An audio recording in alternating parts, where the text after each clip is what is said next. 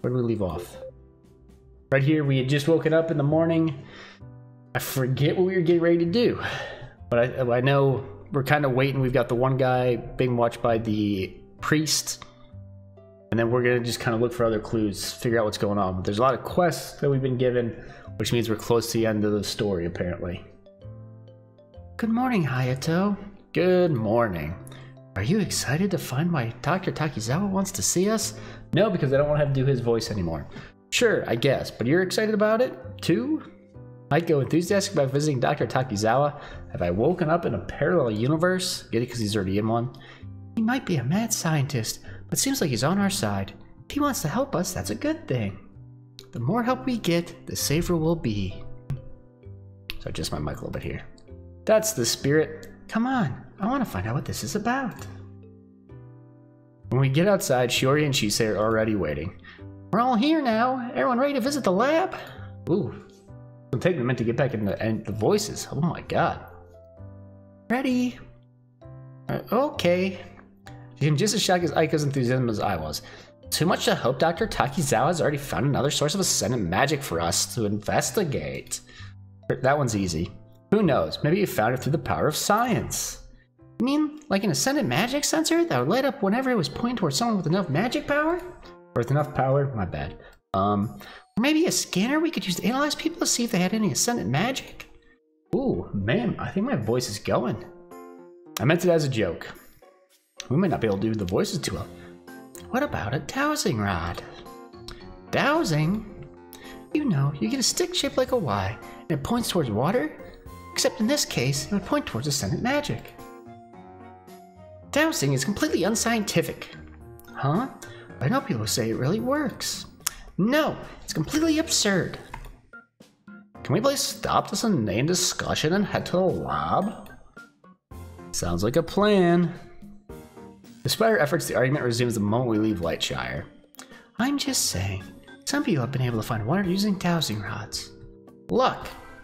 How does luck cause a rod to point toward underground water? There's probably water all over the place, and digging anywhere would have worked. It's a coincidence that the stick pointed toward the spot. You're impossible. Can't you two agree to disagree? I agree with that. This is important. The boundary between magic and science has always caused people to pick out coincidences and think there's some sort of... As she rants, a fierce wind picks up, whips to her clothes, and forces her to speak louder and louder to be heard. Aiko lifts her hands to shield her face, while Chisei looks around with a puzzled frown. Then a shadow falls over us. I look up at the sky and dead in my tracks. This is one of the images I hadn't seen yet. What is that? Looks like a plane. A what? A plane. Wait, until right now I haven't seen any technology in this world that suggests they have airplanes. It looks nothing like a plane. It looks like a blimp, you dum-dum. A flying machine. Oh, I know what this is. It's an airship. Yeah, it looks like an airship. I thought airships were probably hypothetical. Not anymore. The flying ship turns towards us, slowly descends at approach. It circles a few times and finally lands a short distance away with another gust of air that makes us shield our faces. The door inside opens and the pod steps out. What's his name? What do you think? Dr. Takizawa? Of course, who else would design an airship? Maybe he does more than chat about science and perform dubious experiments on monsters after all. Our latest experiments performs beautifully, as you can see. We're just on our way to see you.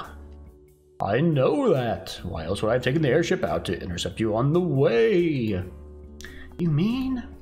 I interpret your awestruck silence to mean that you suspect this magnificent creation is why I should to see you correct. This airship is my gift to you. It takes a moment for his words to sink in. Giving us an airship? Correct. Rest assured, I've tested numerous times, both with test subjects and myself, to guarantee its safety. This is my masterpiece, the culmination of years of research, and it will revolutionize travel. Sorry, I'm not doing his voice very well. You're the best, Dr. Takizawa. Tell that to the fools. You still call me mad. Aha. How does the device help us?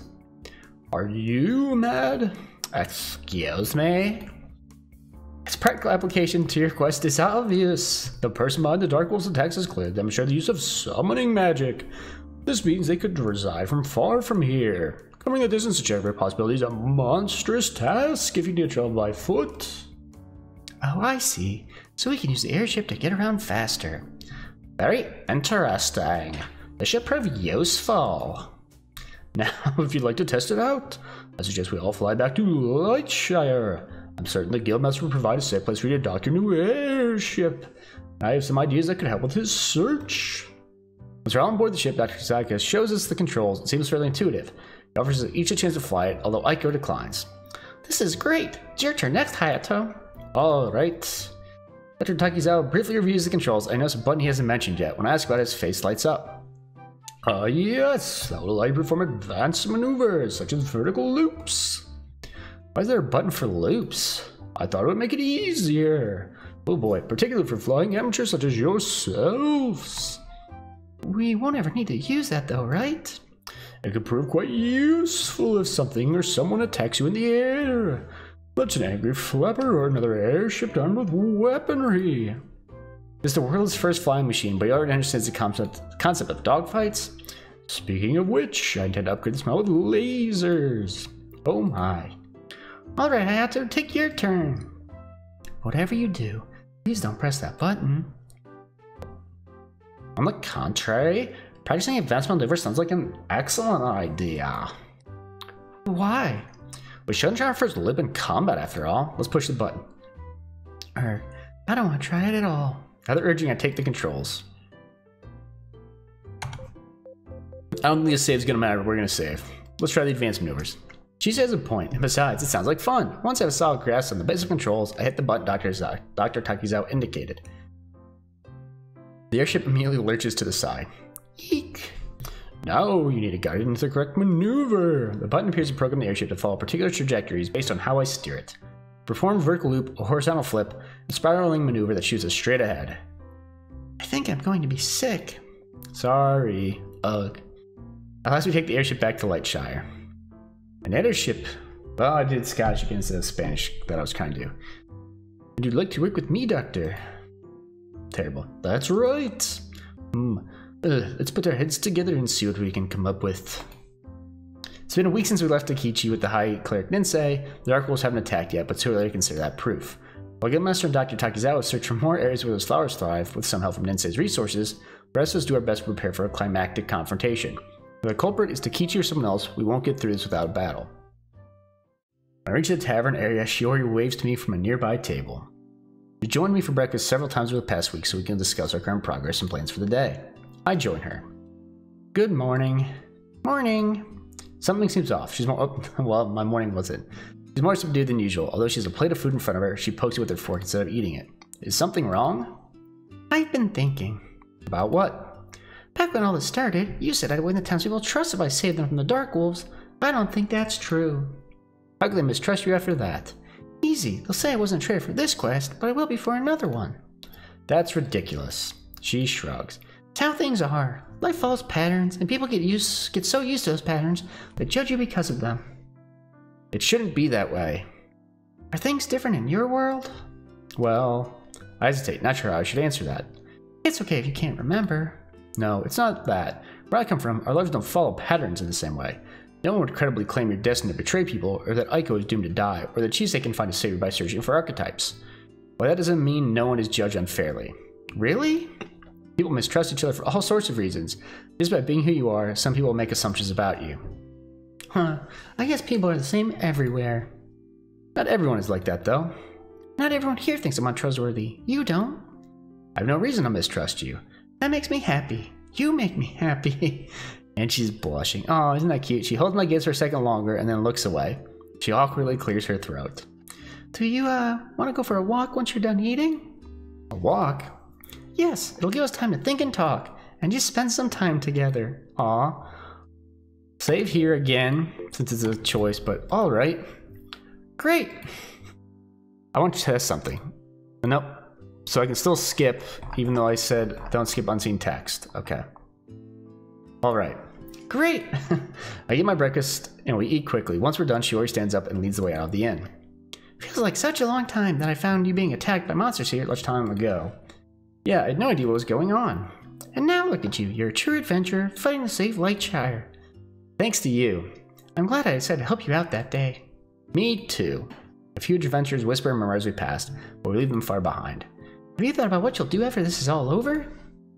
A little, but I don't have an answer yet. But it's possible to return to your own world, will you? I'm not sure. She laughs and shakes her head. You never make things easy, do you? I laugh too, but her words remind me I'll need to make up my mind eventually. Should I stay here in a world that still feels so strange to me, or should I return to a world that I know, but where I was lonely? It's not a guarantee I'll even be able to go back, but if the opportunity arises, I'll need to decide. A light breeze ruffles Shiori's hair when we reach the riverside. It's so peaceful here. It is, she sighs. You know, I'm not sure I could go back to being a loner now, even if I wanted to. I've gotten used to having party members, having friends. That's a good thing. I know, but I'm afraid one day it might all disappear. That won't happen. She sighs again and faces me with a serious stare. You might disappear. You said so yourself. You haven't made up your mind yet. Her words make me reel back. I considered how leaving this world will take me away from the friend I made here, but never really thought about how they'd feel. I'm not sure how to respond, but I open my mouth to try anyway. There you are. Brad runs towards us across the field and waves his hand. Too much Brad. He's gotta be the bad guy. Sorry to interrupt. I let out a long breath. Don't worry about it. What's up? The guildmaster wants to see your party immediately. Says he found something. Let's go. The guildmaster paces while Shiori and I wait. Dr. Takizawa looks nearby with a folder in his arms. From time to time he opens it and scans page covers and notes. Finally the door opens and Aiko and Chisei walk in. We're here. What's the situation? We might have found our culprit, Dr. Takizawa, and we might have found our culprit. Dr. Takizawa, I'll let you take it from here. Scientist bows his head in acknowledgement and opens his notes. We have located an ancient castle, long since abandoned, at least according to the official record. Monsters surround it and chase off anyone who tries to approach. They appear to be guarding it. Closes the floor and smiles. However, my airships have allowed for aerial reconnaissance. White flowers grow around the castle in far greater numbers than they do at either the Sacred Spring or Takichi's home. If nothing else, we have found a vast source of ascendant magic. Really? That's great news. Where is it? It's to the south of Lightshire, approximately. It's her town. What? The scientist sniffs, apparently displeased being interrupted. Which part did you fail to grasp? The part about being to the south. I've studied the Dark Wolves. They come from the north. Ah, that's where we've all been deceived. Dark Wolves themselves originate from colder regions to our northeast. That doesn't necessarily mean the person who commands them lives there. Oh. Exactly so. Now the castle's a moderate distance from Lightshire, roughly the same distances from here to Highwater in the north. However, it's not nearly as easy to reach because it's surrounded by high mountains. Another way to deter visitors.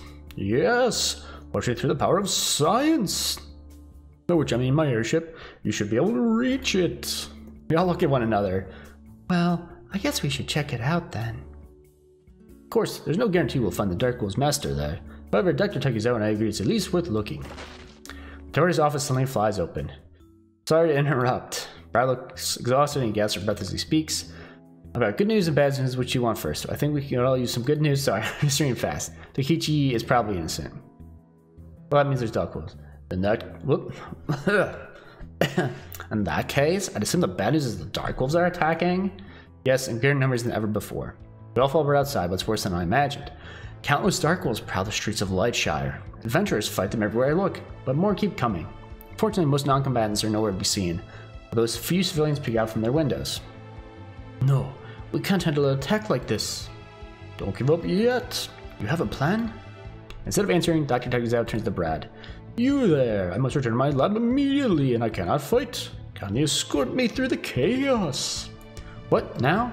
Yes, now, quickly! The power of science will save the day.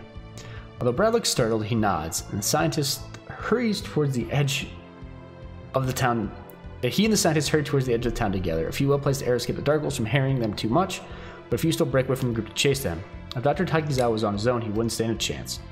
Why are there so many of them? Oh, wrong voice. Og. One of the Dark Wolf lunges for us. I draw my sword and strike. It's an automatic reflex, much different than my panic reaction to the monsters when I first arrived in Lightshire. Another slash takes it out, and Shiori defeats another to our right. There are too many for us to defeat them all. This is bad. No, you think? Could our enemies somehow know we're close to finding them? That's what I'm afraid of. Remember, we're dealing with someone who can communicate with monsters. If our enemy's ascendant magic is strong enough, we might be able to get reports on our activities from any monsters in the area.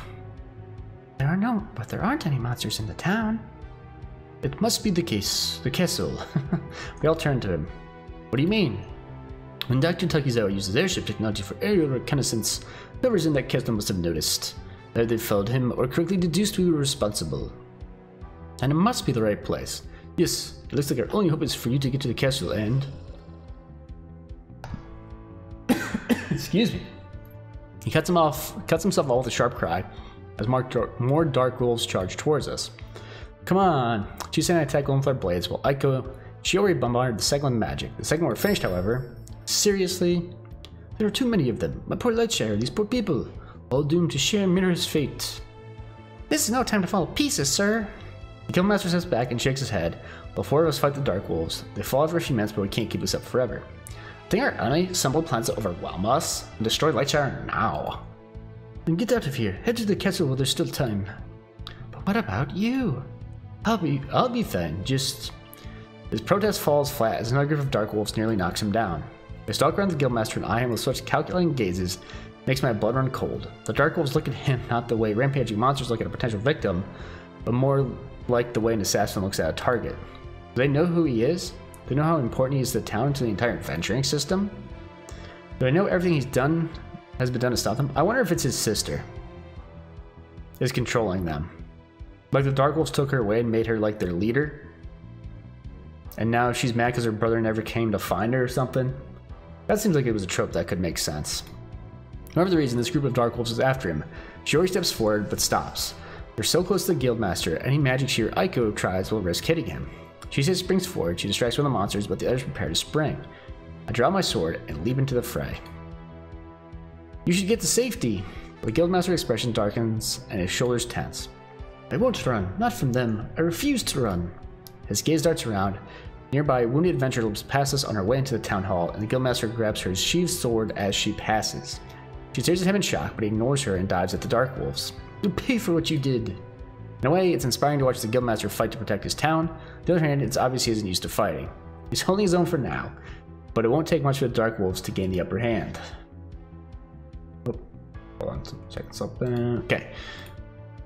Come on! With the ring of monsters around the Guildmaster broken, she has a clear field for her magic. Aiko hangs back to heal us, but still strikes an occasional monster with a blast of light. Chisa and I fight alongside the Guildmaster and defeat our enemies one by one. But they keep coming. New Dark Wolves replace those we've defeated almost instantly. Not sure how much more of this we can take. Gah. We need to get to the castle. We can't leave you here. If we wanted to leave the Guildmaster to fend for himself, I'm not sure we could. There are too many Dark Wolves. No matter what we do, no matter how long we fight, they keep coming. Huh? The Dark Wolves fighting us fall to the ground, cut by a massive sword. Oh, it's Takichi. Looks like you could use a little help. Takichi. I never did a voice for her, so I'm just going to read her normal. Dr. Takizawa used some sort of experimental communication device to get in touch with us and explain the situation. The High Clerk didn't say he uses summoning magic to send us here. Didn't say summoning magic, at least it got them to the right location, unlike when he tried to summon me. This is the opening we need. Takichi and Kasumi can help defend the town, but we get to the castle and put an end to this once and for all. I agree. Yes, we need to stop the person responsible before anyone else gets hurt. I wish you luck. End this. Save Lightshire. Avenge Mira. We will. Don't worry, we'll handle things here. Please keep everyone safe. You four worry about yourselves, don't die out there. I could say the same to you. Let's do this. The town's defense in good hands. We gather together and fight our way to the airship so we can leave the besieged town and hunt down the culprit. Soon we're high in the sky above the chaos. I feel a little guilty about leaving the battle behind, but this is our best shot at helping. South, right? That's right. But our airship has shown me a long trip. I never thought I'd say this, but thank the gods for Dr. Takizawa. Shiori chuckles. I think you're finally starting to come around. Funny feeling, we wouldn't have been able to do this without the mad scientist. For that matter, we might not have made it this far without the Guildmaster and High Clerk didn't say either. And we were stuck in a losing battle against the Dark Wolves until Takichi and Kasumi arrived. Is it weird that every single person we accused of committing the Dark Rules became an important ally? Not really. Kind of really hard can do that to people. That's it. I'm not sure I like that. Makes it sound like they wouldn't be good people on their own. Well, think of it any way you like. You find silence for a little while longer until high mountain peaks come into view.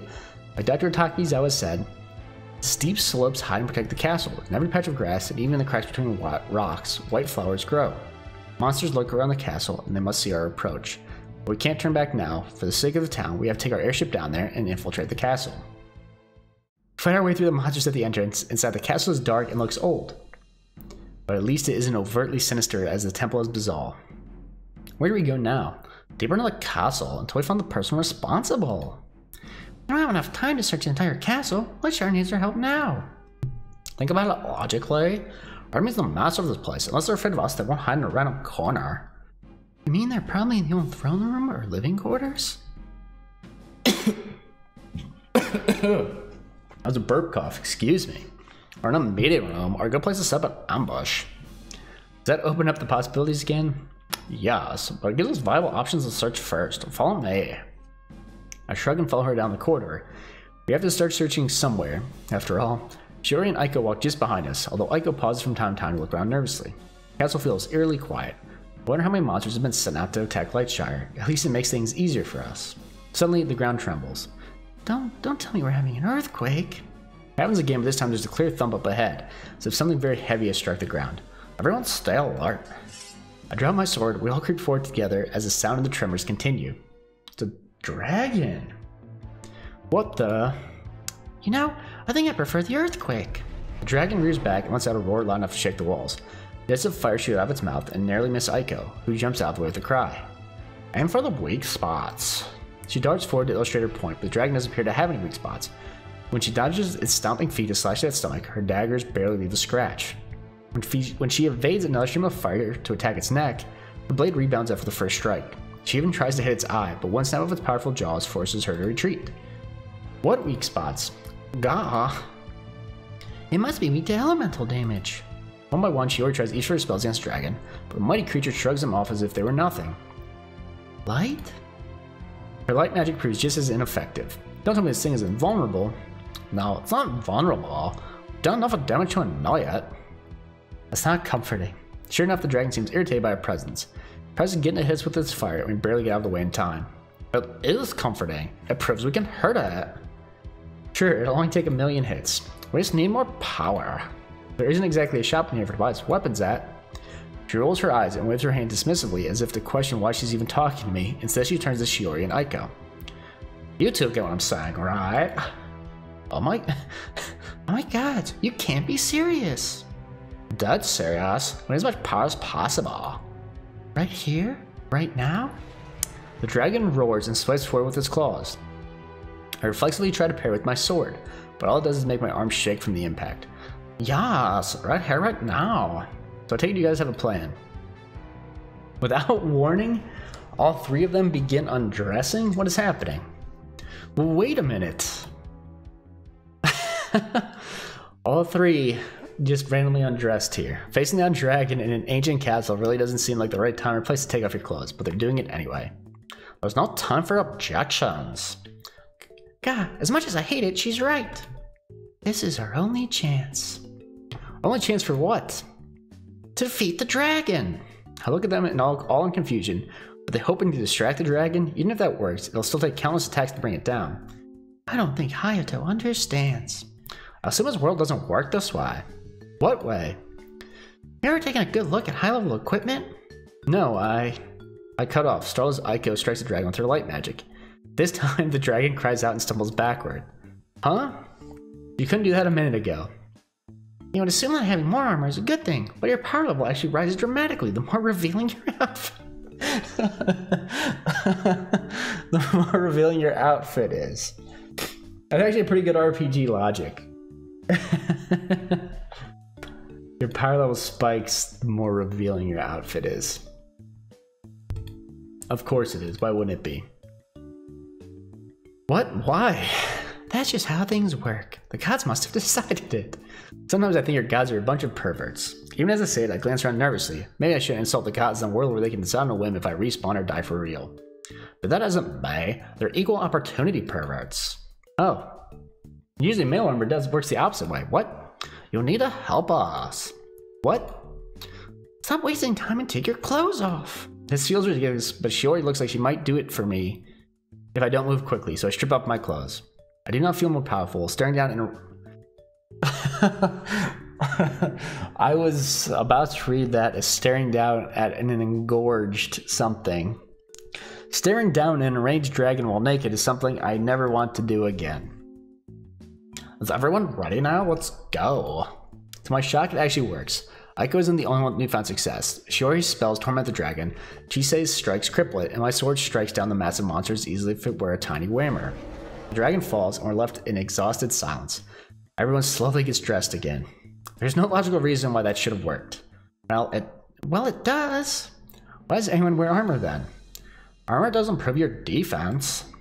Besides, it would be so embarrassing if adventurers didn't wear clothes. That's why high-level armor is often pretty skimpy. You get the best of both worlds, high defense and increased power. Then why if they're wearing like really skimpy clothes? That makes no sense at all, but sure, why not? Let's take a quick break. The dragon's probably guarding something important. If there's anything you want to do before the final confrontation, you should do it now. We've gotten ready for the final confrontation so many times already, it almost feels silly, but our situation makes our words hit home. We're alone in a castle filled with ascendant magic. Dark wolves are attacking the light shine in greater numbers than ever before. This is it. Shiori goes a short distance away and paces back and forth. Aiko shifts from foot to foot for a moment, then sits down against the wall and covers her face. Chisei walks to the end of the corridor and stares around the corner. None of them look like they're ready to face whatever awaits us up ahead. Oh boy, is this the final choice of what happens? Or have none of the choices that matter? So we're going to talk to Shiori because that's who we're going for first. I'll walk over to Shiori. Everything alright? Everything's fine. Okay. She continues to pace to try to think of something to say to break the awkward silence. We've come a long way from those first few quests we took on together. Yeah. It's hard to believe. She abruptly stops pacing and turns to me. You know I'm not a traitor, right? What? I thought we got past this a long time ago. If anyone else heard about this, they expect me to change sides right about now. If you got this far without the traitor revealing herself, surely she will betray you in the final battle. No one would trust me. I'd be on my own. With a frustrated sigh, I put my hand on his shoulder. Even with everything I've learned about this world, I see no reason to think you're a traitor. So then, I trust you. Thank you. She takes a deep breath. Alright, I'm ready for this. We all spent a few more minutes in silence, gathering our thoughts. Finally, we're ready to go. Our party heads deeper into the castle to finally learn what awaits us, and who is behind the attacks on Lightshire. At last, we reach what appears to be the castle's throne room. Is this the same as the church? This looks the same as the church. I'm not going to scroll all the way back to that. The castle throne is in better shape than the rest of the castle and largely free of dust. Someone has been using it. I have to expect to see an evil king on the throne, but it's empty. Silence hangs over the room. Are we alone? I don't know. I feel like I'm being watched. Everyone stay alert. We slowly walk forward as we approach the throne. The doors behind us slam shut. What the? Aiko gasps and runs back. She pushes on each door without success and shakes her head. They're locked. Of course they're locked. A jump, the soft voice comes from the front of the throne room. Excuse me. Jeez Louise. He's like, yeah, I was gonna try to. Is this his daughter? Or his sister? Is this the Guildmaster's sister? I think it is. Soft voice comes from the front of the throne room. A slender figure steps out from behind the throne. But she's supposed to have a soft voice too. Did you think I'd give you a chance to escape? Who are you? The girl ignores Chisei's question and looks at me instead. So it really is you. Hello again. Hayato, you know this girl? Or Hayato, you know this girl? I open my mouth to say no, but pause. Something about her tugs at my thoughts. I meet the stranger's piercing gaze and take a step back. I do know her. We've met before. The memory floods back and I clutch my head. So she's the person from this who said, okay, you seem unhappy. Who are you? How did you get here? Are you lonely? That's the start of the game. I want to be your friend. Won't you be my friend? Who are you? I come from another world. It's all right. I know how you feel. I'm lonely too. Another world? You expect me to believe that? It doesn't matter if you believe it now. If you want to go with me, tell me. I'll summon you to my world. Why would you do that? I told you, I'm lonely, I don't have any friends. Why not? Because people are cruel. They judge what they don't understand and cast people out for their differences. I'm doing her voice basically the same as Aiko, but yeah, you've got that right. And you do understand. I can tell you're different. You will be my friend and I will be yours, please? Oh, come on. Things like that don't happen in the real world. If you want to be friends, I guess we could try, but all this about going to another world, it's not possible. If it was possible, would you do it? What does it matter?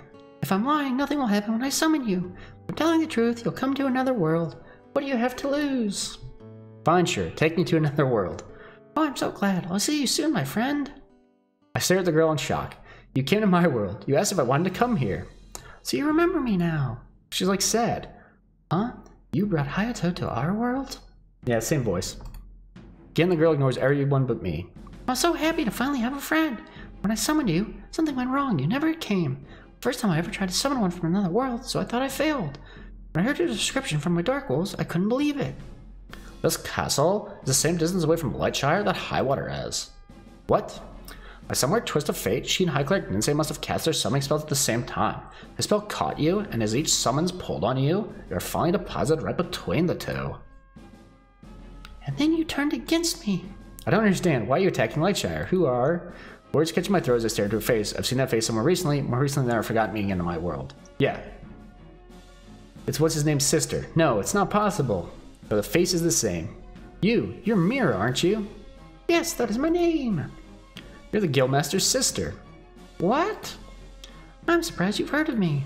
I shake my head, hardly able to believe it, even though I was the first to recognize her. The Guildmaster said his sister died in the first attack. Was he lying?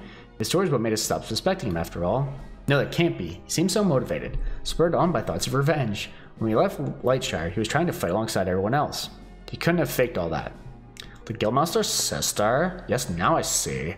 I thought your face looked familiar, but I didn't know why. But if you're his sister, why are you attacking Lightshire? Guildmaster loves that town. All the more reason for me to attack it. Man, now she's Shiori. Oh, whatever. The vehemence in her voice makes me take another step back. This doesn't make any sense. Why is she alive? The Guildmaster said. Then I stopped myself. He might believe she died, but that's not exactly what he said. First time Dark Wolves came, no one knew what was happening. Came out of nowhere, entire pack and attacked Lightshire. They finally left, the townspeople were relieved to report no casualties, except for one girl who disappeared. When the Dark Wolves attacked for the first time all those years ago, Mira vanished. The Guildmaster asked people to form a search party, but they wouldn't listen. They told him she must be dead and he devoted himself to avenging her. But if Mira commands the Dark Wolves, have you been responsible for all of the attacks, even the very first one? Does it matter? Tell me. I said what you're thinking. She was a victim of the first attack. Perhaps not such a victim after all. Despite the sinister names humans give them, Dark Wolves have always been content to live alongside my people in harmony. They've never thought to attack Lightshire on their own. So she ordered the first attack. I think through what must have happened next. From everything we've seen, her Ascendant magic is extremely powerful. She can communicate with monsters to a degree no one else is capable of today. I don't know why you did it. Okay, we'll save just in case, but I think, yeah. You either ran away during the attack or told the Dark Wolves to take you away, didn't you? Told them? Just like a human to assume I give them orders. You're a human too. Sometimes I wish I wasn't. All my friends are monsters, and as my friends, they agreed to fake an attack and take me away. But why? Why do you care? Oh, that was Aiko. You don't seem like... Oh. You don't seem like a bad person to me. Ha! Not a bad person. I don't think I'd go that far. The Dark Wolves kill people on her orders. Yes, I made that clear to them. But why would you hurt your own people like that? It's better than the pathetic wretches in Lightshire deserve. Bitterness and anger coursed through every word. She didn't make this decision lightly. Something happened to make her hate Lightshire, even though it's her own hometown and the place where her brother still lives. What did they do to you to make you want to destroy them? Mira glances at her briefly, but then returns her gaze to me. I'll let the traitor answer. Traitor? Every party needs a traitor, doesn't it? Well, what makes me a traitor? You need to ask. You'd said you'd come to my world to be my friend, but here you are fighting against me. When I met her in my world, I didn't know anything about what she was up to. If she agreed with me with, I'm lonely and I'm also trying to destroy a small town with a pack of monstrous wolves, our response to her would have been much different. What you're doing is wrong. Besides, even when I didn't care about that, I had amnesia when I woke up in Lightshire. Until I saw you just now, I didn't remember meeting you. Amnesia? How cliché. What does that have to do with anything? It's not like I lost my memories on purpose. Is that really the best excuse you could come up with? He's telling the truth. He knew he was from another world, but that's it. Why are we telling you this? Stop the attacks or we'll stop you.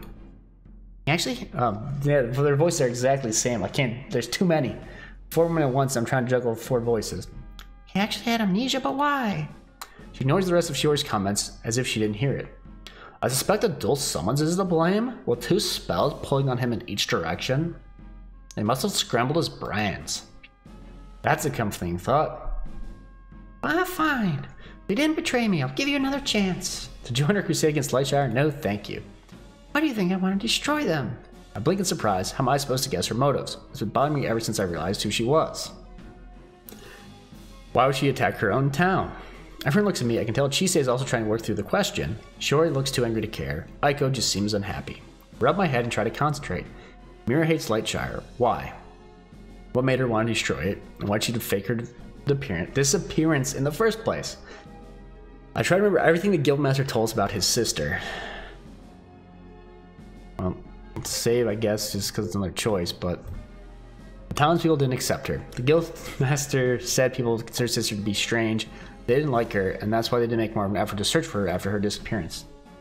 Because of the way people of Lightshire treat you, isn't it? They didn't accept you. Did he tell you that? Yes. The whole town didn't like you? But why? As if that's believable. Oh, now I'm mixing those 2 voices. No, I'm gonna read that again. As if that's believable. That's still not right. She casts a dark look in Aiko's direction. As she says it, Aiko lowers her head. She must be thinking about the numerous arguments over Shiori being a supposed traitor. The way people treat Shiori might be better than how they treated Mira. But now we've met her, I bet I can guess the reason why. It's because of your Ascendant magic, isn't it? Mira meets my guess for a moment and then nods. Bravo, Hayato. I knew you were smart. Mira looks past us into the distance, as though she's seeing the past instead of the present. When she speaks again, her voice is low and quiet. Long ago, many people had Ascendant magic. Now it's all but forgotten. That's true. Dr. Takizawa was amazed even by the small amount of magic in the water of the Sega Spring, and Takichi didn't understand his powers. There might not be anyone else in the world with power like Mira's. I didn't know my powers were unusual. How could I? To me, it was natural to talk to monsters. They were my friends, and I spent time with them. You can imagine how this looked to the people of Lightshire. Not good. She lets out a bitter laugh. To them, I was as good as a monster myself. Was it really that bad? Other children weren't allowed to play with me. No one talked to me. Everyone did their best to avoid me. And they said things about me. I don't know why they let me here. Since they consider me a monster, maybe they thought I was too stupid to understand. What kind of things? Some claimed I was a changeling, a monster child switched at birth from my parents' real daughter. Others told stories about how I'd kill anyone who crossed me. A few swore I would lead an army of monsters, and brave warriors would have to kill me. Another harsh laugh escapes her. I suppose that last one came true. So because they hated you, do you decide to kill them all? No, I thought if I disappeared they'd feel guilty for how they treated me. So I asked a few dark wolves to stage an attack on the town. During the attack, I faked my own disappearance and hid with my monster friends. I waited for the people of Lightshire to realize that the person they hate so much was just a little girl who might be gone forever. My heart sinks. The Guildmaster talked about the battles I've met too. It didn't go the way Mira wanted it to. Well, they didn't. They were glad it was me instead of someone else. They were happy I was gone. That matches what the Guildmaster told us about how no one would send out the search parties he wanted. Arguing with her about how the townspeople felt won't do any good. I hesitate and choose my words with care. They were wrong to treat you that way. Still, that doesn't mean you should make the Dark Wolves kill them. What would you have me do? Forgive and forget? Ah. Despite my attempt to be careful, I've enraged her again. They don't deserve my forgiveness. They want to treat me as a monster, then I'll be a monster. She points an accusing finger in my direction. I thought you would understand me, Hayato. You're an outsider. You don't hold the same prejudices these people have. More importantly, you know what it's like to be lonely. You know how terrible that feels. Why aren't you on my side? Mira, before I can think of a new way to reason with her, she rounds on Chise. What about you? Your friend left you. Imagine an entire town making you an outcast. Our situations aren't the same at all. Your loneliness ate away at you inside, so you forced yourself to become hard and cold, focused only on your mission. Can't you understand my pain? But honestly, I don't want to understand someone willing to wipe out a town for the sake of petty revenge. And what your friend said about you is true. You really do only care about yourself. Chise flinches, but Aiko steps forward. I don't think that's it. It's not that we don't sympathize with you, but you're as bad as she is. Huh? You believe all the stories, don't you? My friends watched you once you started searching for me. As if you believe adventurers are bound by certain types of destiny. Though whenever someone lives or dies, or whether they're loyal or a traitor, depends on fate. I think I'm reading poorly, too. Well, I don't entirely know anymore. When you came to Lightshire, if you met a child who spent her free time with monsters, what would you have thought? Would you have become her friend? Aiko cringes. Of course you wouldn't. You'd have run away and left her all alone. More burping. Too scared to take a chance on someone like that. Fury has been talking all, so I keep losing her voice. This is ridiculous. See, now I'm mixing voices again. This is ridiculous. I'm doing that. She always sounds like she's run out of patience entirely. It's supposed to be more nasally and not valley girly. You've got monsters about to kill everyone in town, and you're trying to take the moral high ground with us? That's the correct voice, but I'm not gonna be able to keep it juggling frickin' 4 voices. Mira lifts her chin and glances at Shiori. You, I see it in your eyes. You can't wait to destroy me, hypocrite. You of all people should be on my side. Me? Yes, you, the powerful mage with a ruined village in her past, the girl no one wants to journey with because they've condemned you for something you couldn't help. You've seen their judgment firsthand. That doesn't mean I want them dead. All you've done is prove them right. What? I've had enough of this nonsense. She lifts her hands. We've fought through enough battles together. I can tell she's about ready to attack me with her magic. One more save. I try to reason with her. I step in between them. Wait a minute, Mira. Hayato. We don't have to fight. If you change your mind, you'll help me after all. No, I want you to think about this. Things are changing. People know about Ascendant magic now. There's even a guy, Takichi, who recently discovered his powers. I'd bet he'd love to talk to you about it. For everything I told you, you want me to give up? Don't think of it that way. Think of it as finding a different solution to the problem. I like her reaction. She's like asleep. And she's just upset. It won't change anything. Sure it will. A lot of people might feel the same way. We'll have us and Takichi, and of course your brother. The last thing I want is my brother's company. What? But he... I've had enough of this. If you won't let me get my revenge, then I'll defeat you here. Watch out. The Dark Wolves launch forward while Mira retreats a few steps. Eek. Shiori launches a fireball at the monster about to attack Aiko, and I fight the second one. How dare you come here to kill me and my friends? Don't act like we're... Oh. Excuse me. Don't act like we're the bad guys here. Come, my friends, avenge your fallen companions and protect me. Our Dark Wolves run into the room. I use the skills I learned from leveling up to protect the others. I haven't as much experience as I would have liked, but it works perfectly. As I take hits, Aiko heals me. We're a team now, a true party of adventurers. No one can stop us. Still, I feel a twinge of regret as we fight. The Dark Wolves are trying to kill us. They won't respawn when we defeat them either. Before, I considered them mindless monsters, but it's a little more complicated than that. They're fighting us for Mira's sake. She's the one we need to stop. We can't fight all the Dark Wolves in the world. That won't be as effective. Oh, we can fight all the Dark Wolves in the world, but that won't be as effective as simply stopping their mastermind. They might still attack us out of revenge, but the directed attacks on Lightshire will stop. Someone needs to reach Mira! Shiori nods and sends a stream of light towards her, but strikes an invisible barrier around her and falls harmlessly to the ground. What was that? They must have some sort of shield up? Remember how skillfully she handles summoning magic? We have more to worry about than ascendancy alone. Gah! What can we do? Someone needs to get close enough to attack her physically? Probably should be Hayato. Me? She says right. You have the highest defense of any of us. We can keep the Dark Wolves off your back. We have the best chance of reaching her without being injured. Alright. Be careful. I will be. Sword in hand, I run forward past the Dark Wolves. He's got charge ability. He's charged. A few turns chase me, but Chisei lunges forward and stops them. To make my way towards Mira, Shiori and Aiko attack with magic to keep most of the Dark Wolves away from me. Stop it! Mira, listen to us. Ah! Now she looks like less like a dangerous enemy and more like the lonely girl she seemed to be when we first met. Every time the Dark Wolves relent, Shiori tries to attack her directly. Keeping up her shield, giving instructions to the Dark Wolves, and staying away from me takes its toll on Mira. At last I reach her. A few of the Dark Wolves start towards us, but she lifts her hand. No, keep attacking the others. Then she looks at me. What now? Are you going to kill me? I don't want to. Ha, but you will. Why does it have to be this way? Can't you set aside your revenge? Ugh, again with this? Just listen to me. Even if you can't forgive the townspeople, for your brother's sake, you should... No. We at least owe it to him to... I don't owe my brother anything.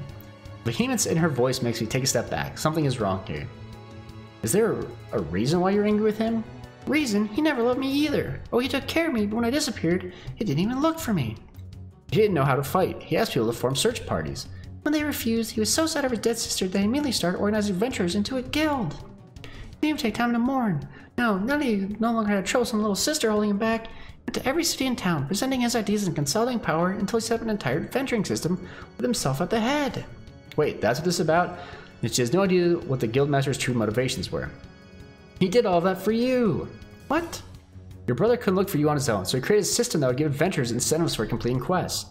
Since the Dark Wolf seemed unstoppable, he at least wanted a fighting force that could protect Lightshire and get revenge. Revenge because of me, don't be absurd. That's the truth. She glares at me for a moment longer, then waves her hand at the attacking Dark Wolves. Fall back for now.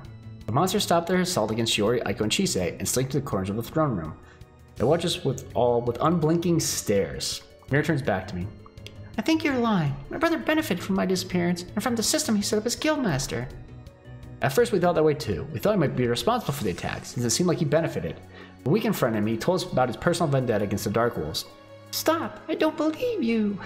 He wouldn't try to avenge me. I was a burden to him. Actually, he called you the light in his darkness. What?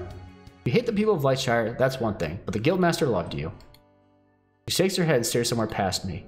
I never planned to attack the town like this, but even my brother didn't care to look for me. I couldn't take it anymore. All I wanted was to make them all suffer, especially him. What you're saying is true. Tears fill her eyes and choke up her voice. All the things I've done, it was all for nothing. Slowly the other three approach us. The Dark Wolves watch, but without a signal from Mira, they don't do anything. What? What am I going to do now? Please don't send the Dark Wolves to attack Lightshire anymore. No, I suppose I shouldn't. A slight hysterical laugh escapes her. You'll stay here with me forever and ever. What else is there for me? Nothing. You don't have to stay here alone. You could go back. Ha! Go back? What could I possibly say? Would I tell my brother it was all a misunderstanding? A misunderstanding? Even if he did hate you, it'd be enough to justify what you did. It wouldn't be enough to justify what you did. Calm down, Shiori. No. After everything she did to Lightshire and all the lives she's destroyed, we can't pretend it never happened. Of course not. She says of course, and of course not a lot. But there's such a thing as repentance. That's right. I guess as long as she sincerely tried to atone. Mira stared at them with a disbelieving, almost amazed expression on her face. Repentance? Do you think repentance and atonement are possible for someone like me? I heard a lot of people. Throughout the story quests that make up our world's history, some of the most noble heroes were villains who atoned. You think I'm one of them? Would anyone believe that? None of that matters. What really matters is how you feel. If you want to repent, it doesn't matter what anyone else thinks of you. If you stay here, you'll just be sad. Hasn't there been enough sadness already? But I know your brother will be happy to see you again. At least to know you're still alive. But wouldn't it be the same as it was before? Most people hate me, not because of what I did, but because of what I am. People are learning about Ascendant magic again. You'll have friends. Friends? When you came to my world, you thought I'd make you happy. If having one human friend here in a castle is enough, why not have multiple friends in town? Or in Highwater, or anywhere else you decide to live. And you don't have to give up your monster friends either. Maybe you could even help Dr. Takizawa. Dr. Takizawa, the mad scientist? Even you think he's mad? Her visible frustration makes Aiko burst out laughing. The tension breaks. Even Mira laughs, although I wonder what she'll make of Dr. Takizawa when they finally meet. I have no doubt that Shiori is right. He'll find Mira absolutely fascinating. Well, what do you say? Alright, I'll come with you to Lightshire. When we fly back to Lightshire, it's a much different scene from when we left. Everything is peaceful with no signs of attacking monsters or desperate adventurers. A few people look up as we pass, but they realize we had something to do with it. They don't comment on it. I look around for any of our allies, but they're nowhere to be seen. We should check the town hall. The town hall is crowded. Dozens of adventurers are turning in quests. Some of the side quests that became available a few days ago. Another quest for defending the town against the attack. Do these people really use my attack as an opportunity to earn money and items? Maybe the guildmaster wants to reward them for doing a good job. Ugh, why did I agree to come back here? I finally spot the guildmaster across the room with Dr. Takizawa and High Cleric Ninsei, just as he noticed us. He takes a clump step forward, but then his eyes widen and nearly knocks people down in his haste to reach us. It can't be. Hello, brother. Mira, you're alive. He dashes forward and hugs his startled sister before turning to us. You've done more than I could have ever expected. You not only stopped the Dark Wolves, but you also saved Mira. I don't know how to thank you. You don't have to. We did what we thought was right. Since the Dark Wolves retreated, I assume the attacks are over, yes? You found the person responsible? Who was it? What did they want? I meet Mira's gaze and she shakes her head. I'll tell him. Okay. Why didn't you want Hayato and the others to tell me? I want to talk to you about it in private. But, oh well. If that's what you want, then it's fine. I'm just so happy you're alive. Thank you, and I'm sorry. For what? For doubting you, and other things. I don't understand. We'll talk about it later. Alright. He doesn't seem bothered by the lack of information. He seems downright giddy to see his sister again. I wonder how he'll take it when he learns the truth. I hope they really do learn to understand each other. Dr. Takizawa and Ninsei hung back at first, probably to let him reunite with Mira alone, and now they'll join us as well. Oh boy. No, I don't want to know. They better not all talk. No. By the way, I haven't seen Takichi and Kasumi yet. Where are they? They're still in town. I believe they're buying supplies. Supplies? For they're all gonna have like one line. For the celebration! You didn't think we'd let you people save the town and not thank you with a celebration, did you? The thought of a party never even occurred to me. I think I'll join them. Please excuse me. He hurries out of the town hall. Before you leave as well, Hayato, may we have a word with you? Me? Sure. Alright. If you need me, I'll be at the inn. Now that I survived her quest, I need to start honing my double duo skills. Doesn't she do that constantly anyway? As she leaves, Shiori stretches. Well, unless you need me for this conversation, I think I'll take a walk. Thank the gods for our success. See how things look outside the town. I'll be around. As they leave, I look at Ninsei. What do you want to talk to me about? Dr. Takizawa and I have been discussing the situation. We think that between the power of the gods, magic, and science, mostly science, mind you. Yes, well, I don't think it's sacrilegious. The gods invented science. I'm aware that science. Are you through? Possibly. As I was saying, we think we'll be able to create a portal to send you back to your own world. His words slammed into me. My own world, I can go back. I knew it might come up, but I didn't expect it to be this soon. What am I going to do? I haven't had time to think this over. My thoughts feel scrambled after the confrontation with Mira. I can't focus. You don't have to decide right away. Think it over. If you decide to return home, we can get you there. However, I'm not sure you'll ever be able to... What? I'll be returned here. Okay. I'm not sure I'll be able to return. We still need to look at a few things before we know for sure. I kind of did his voice. Oh. So don't make any hasty decisions. Also, if there's any unfinished business you have to attend to, I suggest you take care of it. For example, he coughs and appears faintly embarrassed. You become quite close to your party members, I assume. If you have any particularly strong feelings for one of them, well, if someone is very special to you, this is the sort of decision you should discuss with them. Right. Anyway, we just wanted to let you know. Thank you. I walk back into the other side of the room and I rub my head. Going home, possibly leaving this world behind forever, is all happening a little too fast. I look up again and see that Mir and the Guildmaster have started talking to Ninsei and Dr. Takizawa. To my surprise, Mir seems to be having an animated conversation with the scientists. Maybe those two will get along well after all. However, I might not be here to see it. Okay. We're gonna make either the final choice or it's already been made for us because of decisions we made throughout it. And then we'll see. I don't know if it'll give us the choice of whether we leave or stay. I'm thinking it's gonna make us leave. But no, can the person come with us? Probably not. Maybe we get the choice to stay. Well, I can figure that out later, once I've thought everything over. For now, I should take Ninsei's advice. This isn't the time to keep my feelings to myself. Oh, okay. So did none of the decisions matter? It's just this choice right here? I think I'm in love with Shiori. At first we didn't get along very well, but things have changed so much since then. Without her, I would have been lost. It probably will give us the option to leave or stay.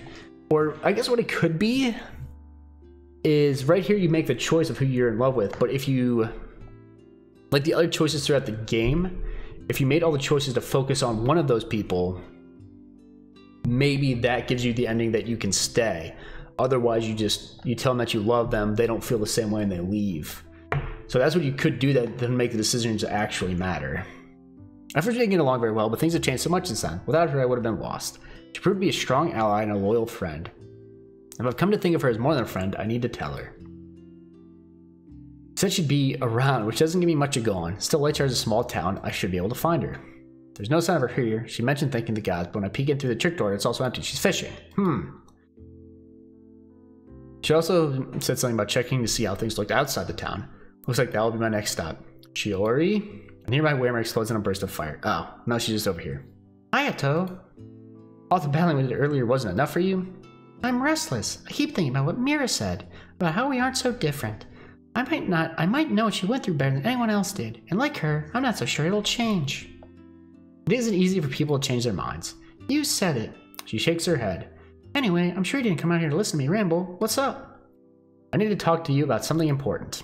Oh, does this have something to do with your conversation with High Cleric Ninsei and Dr. Takizawa? Sort of. They think they might be able to send me home. Are you going to do it?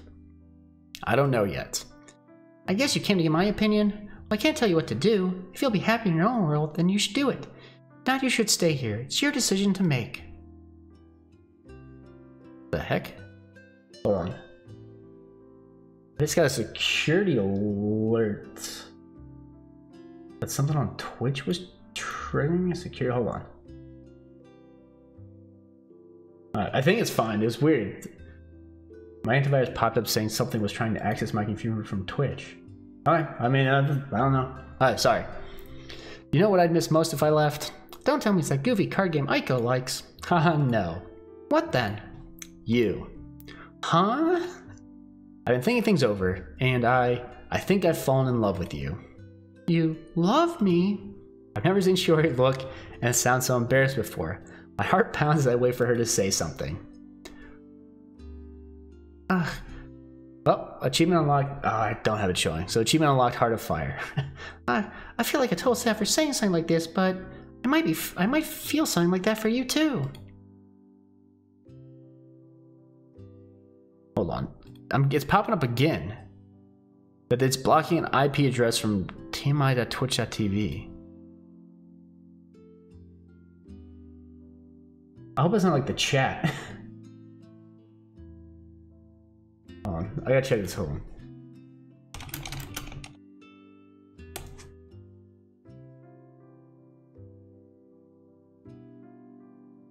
That's a private message for an IRC client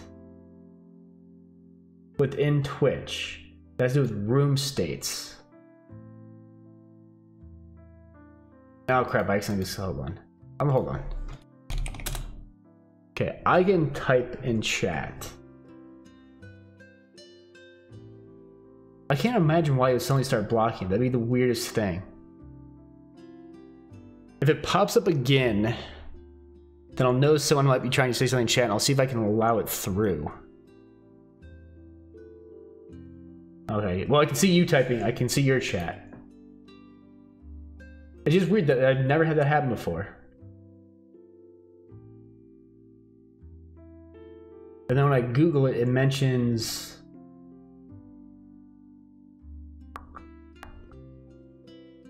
Alright, oh well. We're just gonna ignore it.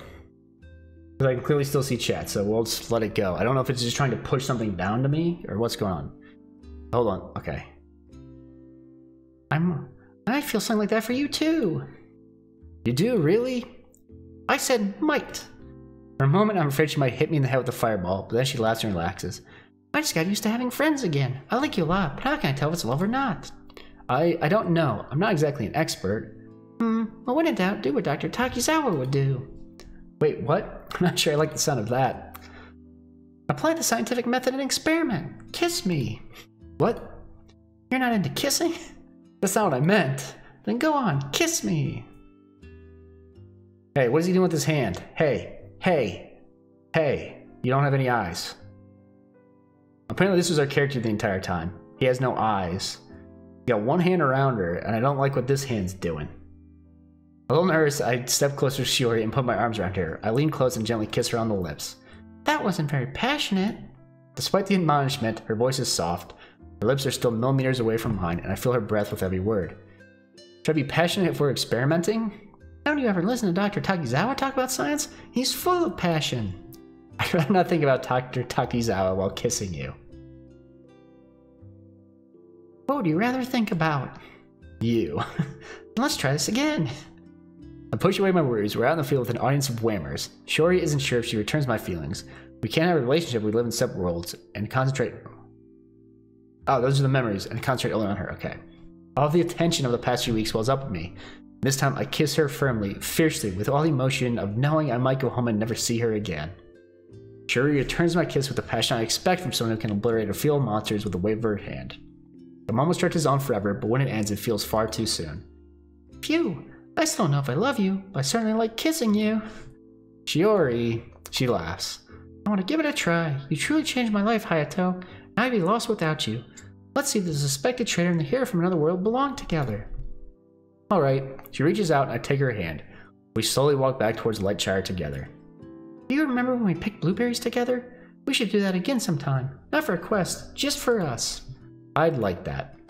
She's quiet for a little while. When she speaks again, there's an unusual note in her voice. Do they have blueberries in your world? Of course. What about science? It's not quite like Dr. Takizawa's form of science, but there are plenty of scientists. That's good to hear. So I think she's coming with us. Why? If you decide to return to your world, I'll go with you. Your statement makes me reel back stunned. You will? I thought a lot about leaving Lightshire, and what great adventure could there be than visiting another world? I thought about trying to find the person who destroyed my village, but after seeing Mira, I don't want to be consumed by revenge like she was. Besides, I'd miss a lot of things if I leave, but I'll miss you even more if you leave without me. Aw, speechless, all I can do is just squeeze her hand in mine. I was lucky to meet someone as wonderful as Shiori. No matter what I decide to do, I'll have her by my side. As we walk back to town together, it makes the coming decision feel a lot less terrifying. Everyone comes for the celebration the next day. There's a festive mood in the air, although by now everyone close to me knows about the decision I'll have to make. Even Mira celebrates, although she keeps herself slightly apart from the townspeople. A few whammers seem to have snuck in, harmlessly enjoying the party with everyone else, and I wonder if she invited them. Ah, there you are, Hayato. Your Holiness. The sudden arrival startles me. I didn't think I'd have to make my choice so soon. He could be here to celebrate, but the purposeful way he walks towards me suggests otherwise. I have good news. What is it? When Dr. Takizawa and I worked out the details of sending you back to your own world, there was one factor we didn't take into account. A resentful yet atoning factor determined to do better. At first I stared at him. What does that even mean? Then I look over to where Mira stands by the guildmaster. Ninsei follows my gaze and smiles. That's right. Well, achievement unlocked the Ascendant Heart. That's right. Mira's knowledge of summoning magic is far greater than mine. With her help, we're certain we can help facilitate trips to and from your world. You mean? Yes, it'll no longer be a one-way journey. I don't encourage heavy traffic. I didn't even think about that. She came to our world to get us. Obviously, we can move back and forth. I don't encourage heavy traffic between our worlds, but as long as we can set up safe locations each world for you to travel from, you should be able to visit as often as you wish. That changes things. I don't have to give up my world or this one. I can return home and visit here, or live here and still visit home. The shadow of doubt hanging over my heart ever since he presented me with the choice lifts. It doesn't need to be a hard choice. No matter which I pick, I can always go back. Thank you. It is Mira you should thank. What if she heard her name even from across the square? Mira leaves her brother and joins us. Talking about me? He says I'll be able to travel back and forth between this world and mine now, thanks to your summoning magic. Oh yes! Thank you. It's no big deal. It is to me. It's more than I could have hoped for. It's a miracle. Consider it step one of my redemption then. Now, since we made so much progress, we actually have everything all set up. Whenever you'd like to travel to your world, just let us know. I can travel between worlds at will. Think of it as if we will open a door for you to pass through. Close it behind you and open it when you wish to return. He pauses. We wish to bring others with you in either direction. That is also possible. He doesn't seem entirely pleased with the possibility. I suppose it carries the risk that the two worlds will learn of each other, beyond the handful of us who are already know, and change things forever. I'd only considered it in terms of myself before, but this is a major deal. However, I don't see it as a bad thing. Two worlds existing alongside each other in isolation, entirely cut off from each other? No, it's better this way. A bridge between the worlds opens so many opportunities.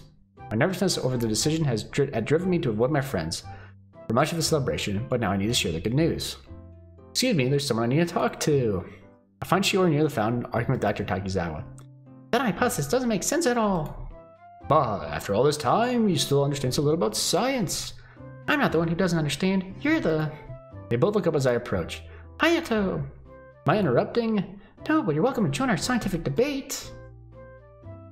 I didn't think that miracle and her name is Mira. I didn't think about that. As if this one understands the glory of science. I'll pass on the debate, I just want to share the good news. Good news? Thanks to Mira, it won't be a one-way trip to my world. We'll be able to go back and forth as often as we want. Really? That's great! What is the power of science? I'm not sure Mira's methods qualify as science, but then again, I'm not sure Dr. Takizawa's methods are technically science either. I ignore it. But if you still want to see my world, I mean, it's not as big of a decision now. We don't need to decide right away if we're staying or leaving. I like that. She's always closer to me. I'm looking forward to seeing your home. So much sentimentality. I'm getting out of here. He throws his hands in the air and walks away, shaking his head the entire time, and Shiori bursts out laughing. I guess Dr. Takizawa isn't much more romantic. Are you? Science and sentiment both have a place. Let's take the celebration somewhere private, and you'll see just how romantic I can be. I smile and put my arms around her. I like that idea. It could have been terrifying to wake up in a new world. The dark wolves could kill me, or I could have been as lonely here as I was at home. Or I could have been forced to leave behind the entire world. Instead, coming here turned out to be one of the best things that ever happened to me. In an odd way, I have Mira to thank for everything. She summoned me here, her threat united me with Shiori, Aiko, and Shisei, and she made it possible to travel between worlds. She did a lot of terrible things, but I can't hate her. Part of me will always feel grateful to Mira. Mira and her Ascendant Heart. Like, not even credits, just straight to it? Hold on.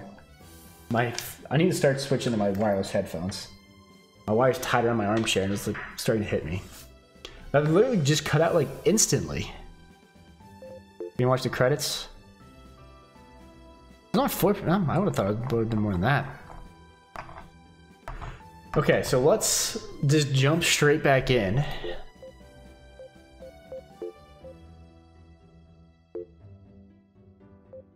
I want to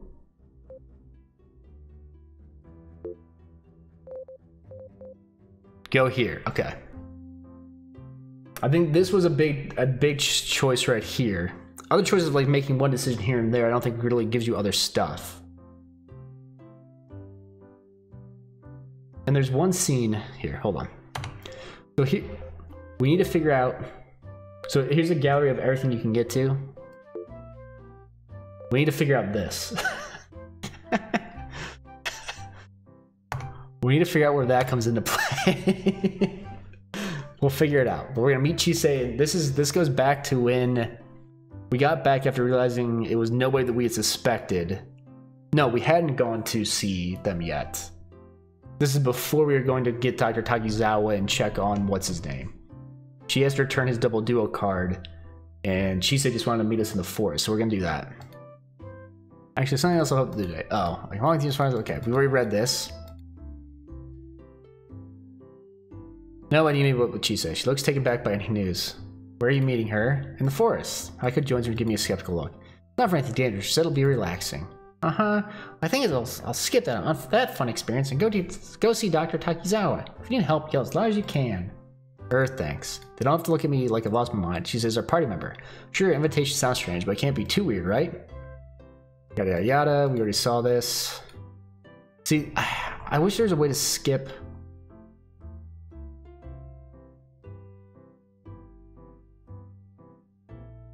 Okay, hold on. So if I do this. Okay, it doesn't skip through that. Maybe there's just something I'm not understanding here.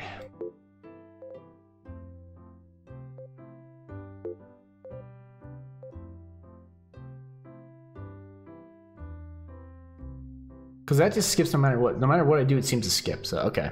We'll just go here.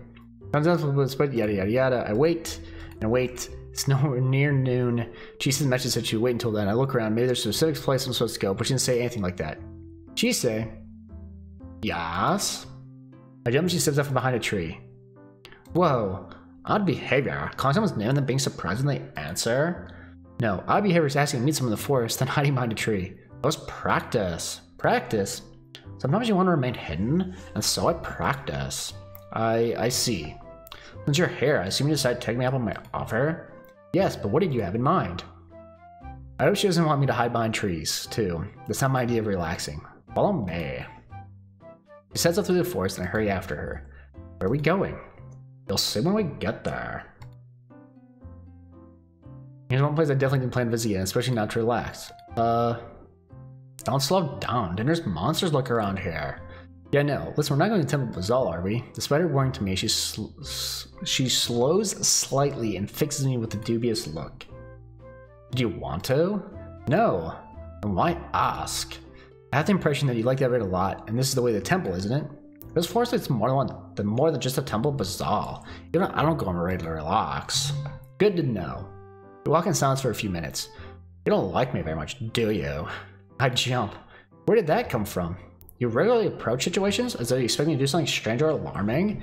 You assume I'll take you into a dangerous dungeon without warning you first. Admit it. I can handle the truth. You don't like me. I do like you, though. You do? She appears shocked, so the possibility never occurred to her. Why would I meet you in the middle of forest in response to a vague message about relaxing and having fun if I didn't like you? Boredom? I could have gone with Aiko to Highwater, and sure wanted me to visit Dr. Takizawa with her. Instead, I came here. You turned down their offers? That's right. Both of them? Right. Only because you wanted to relax.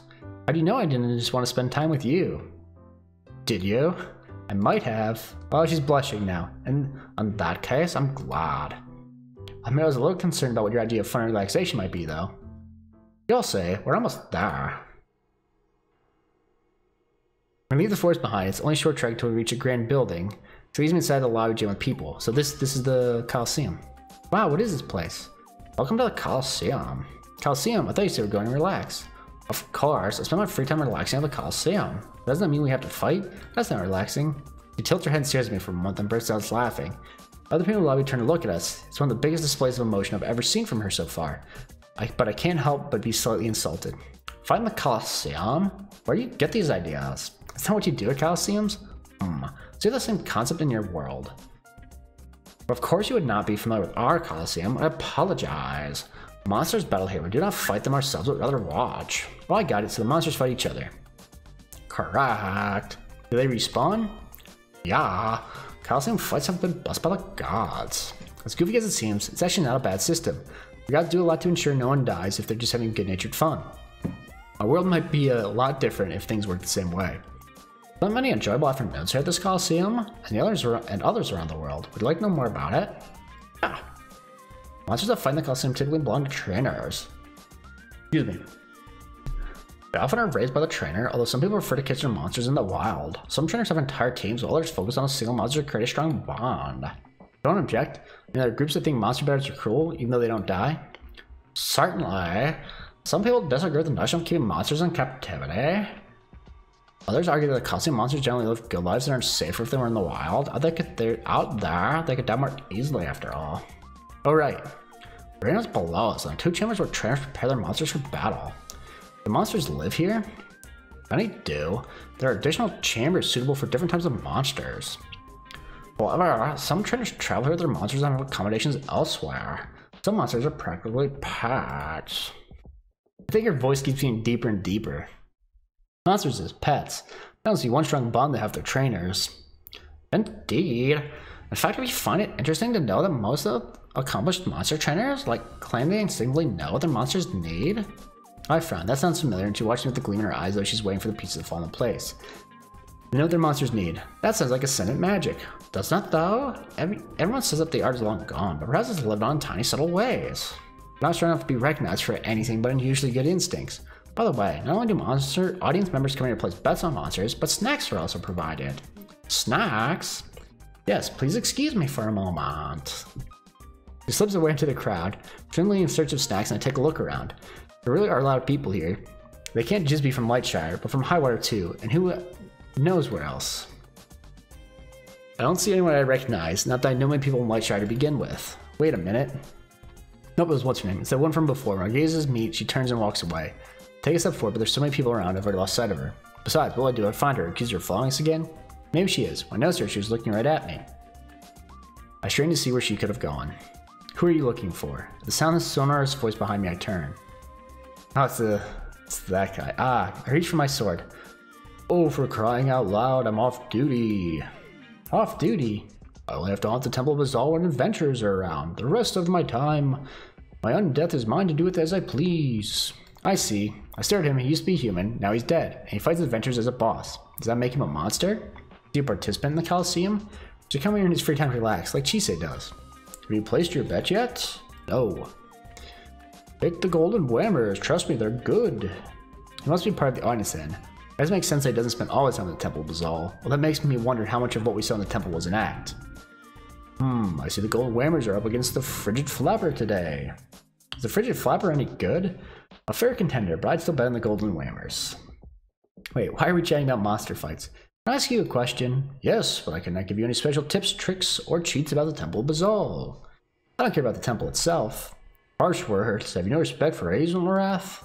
I didn't mean it that way. It's just when we fought you, you gave us a prophecy. Chise says it's not the typical part of the raid. I did? Alas, something grave must be afoot. They've done it again. Who did what again? The gods. If I truly get a prophecy beyond what's prescribed for the Temple of Bazaal raid, must have used me as their messenger. Shouldn't you know? Alas, no. Due to my position, I'm a convenient prophet. But sadly, that doesn't give me any insight in the prophecy I delivered. Oh. That was a cupcake. Or is that a muffin? I'm back. She hands me a blueberry muffin. A muffin? You have something against muffins? No. Just hard to picture a group of people betting on monster fights while eating fluffy muffins. On the other hand, I got gambling advice from a ghost. But it's time I stopped judging what is or what isn't normal here. Good to see you again. You too. Hi, I'll place our bets. You should bet on the frigid flapper. No, the golden whammer will win. Frigid flapper. Golden whammers. Both stare expectantly at me. I'm gonna bet on the frigid flapper. Alright, the frigid flapper it is. The frigid flapper it is.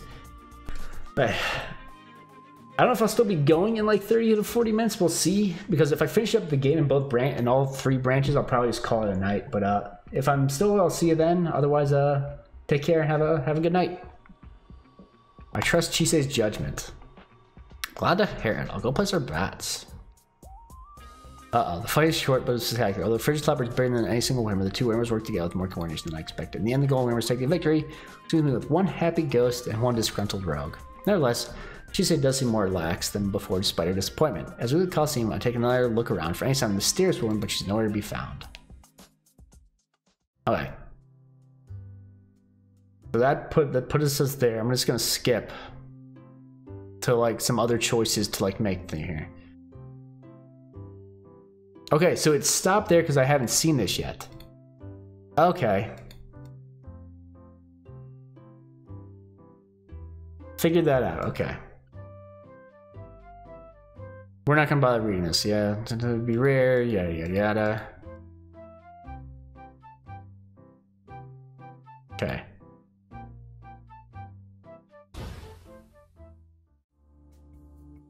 Bam. Like that, skip. Investigate the lab, skip.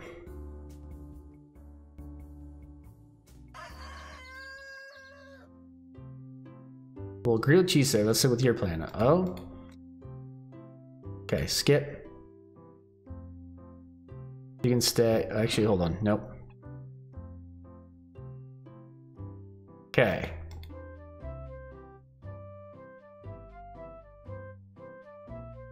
We're siding with Chise every chance we get here. What's this? Oh, hold on.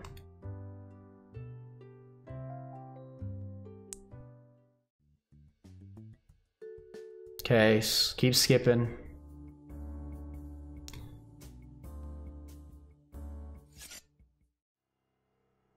Okay, so this is okay. Soon, but sure, I don't want to help. I can't leave her alone. She looks like this. So I step closer to her. So we hadn't done this before. Are you okay? She doesn't answer me. Her gaze is fixed on my shoulder. She's her eyes still on the moon. She blinks, steps back, surprised to see me. What are you doing? Making sure if you're okay. Me? You look really out of it. Oh, I'm surprised I worried you enough to check. Turns out I care about my friends? Friends? This still isn't normal behavior for her. Are you okay? I'm fine. Are you sure? Yes, it's just difficult to see a ghost from your past. A ghost? Even as I asked, I realized she doesn't mean a literal ghost. I turn like past the crowd of battle. Jory and Aiko try and break it up. The swordsman seems to be helping them, but Kasumi keeps fighting the security guards. The way she fights, the way she moves, the inner style dress, I look back at Chise. Kasumi? Nothing about Chise I never saw a woman encountered before. It must be quite a shock to come here and find the person behind the attacks and light shine and find someone you know. Don't worry, if she's a friend of yours, I'm sure there's good explanations for this. We'll see. Her tone's harsher than I expected. She's your friend. Don't use that word. A friend doesn't abandon you. A friend doesn't call you a fool and leave you behind to have her own adventures. Her body trembles. A friend doesn't tell you she wants to fight on her own, nor replace you with someone else. Chise, Yada yada, they stopped the battle, and now we get back to this. Okay. We've seen that. Defend Chisei. Like we did the last time.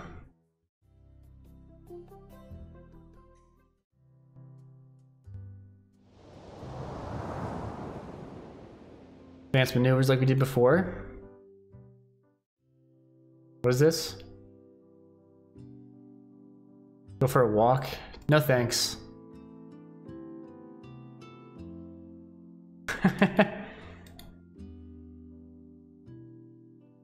Okay.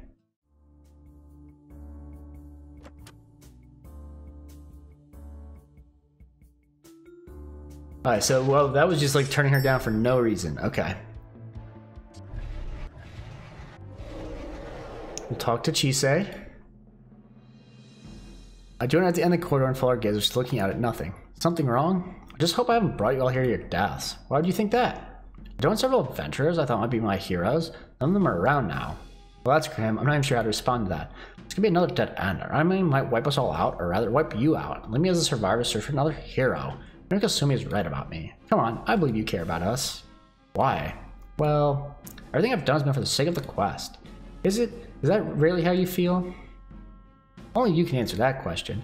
I do care, but I still drag you into my quest. But if any of you die, I'll never forgive myself. You didn't drag us into anything. We're already trying to start the Dark Holes. If you never joined our party, we might still be searching for clues. I guarantee we wouldn't have given up. That's right. You're different from the others. Maybe that's why I care. I don't believe any of us will die. We're going to fight our hardest and protect each other. But if we do, it was our choice that brought us here. It won't be your fault. Thank you. Well, thank you. I lost sight of that. And I believe we can save the day and live to tell the tale. Okay.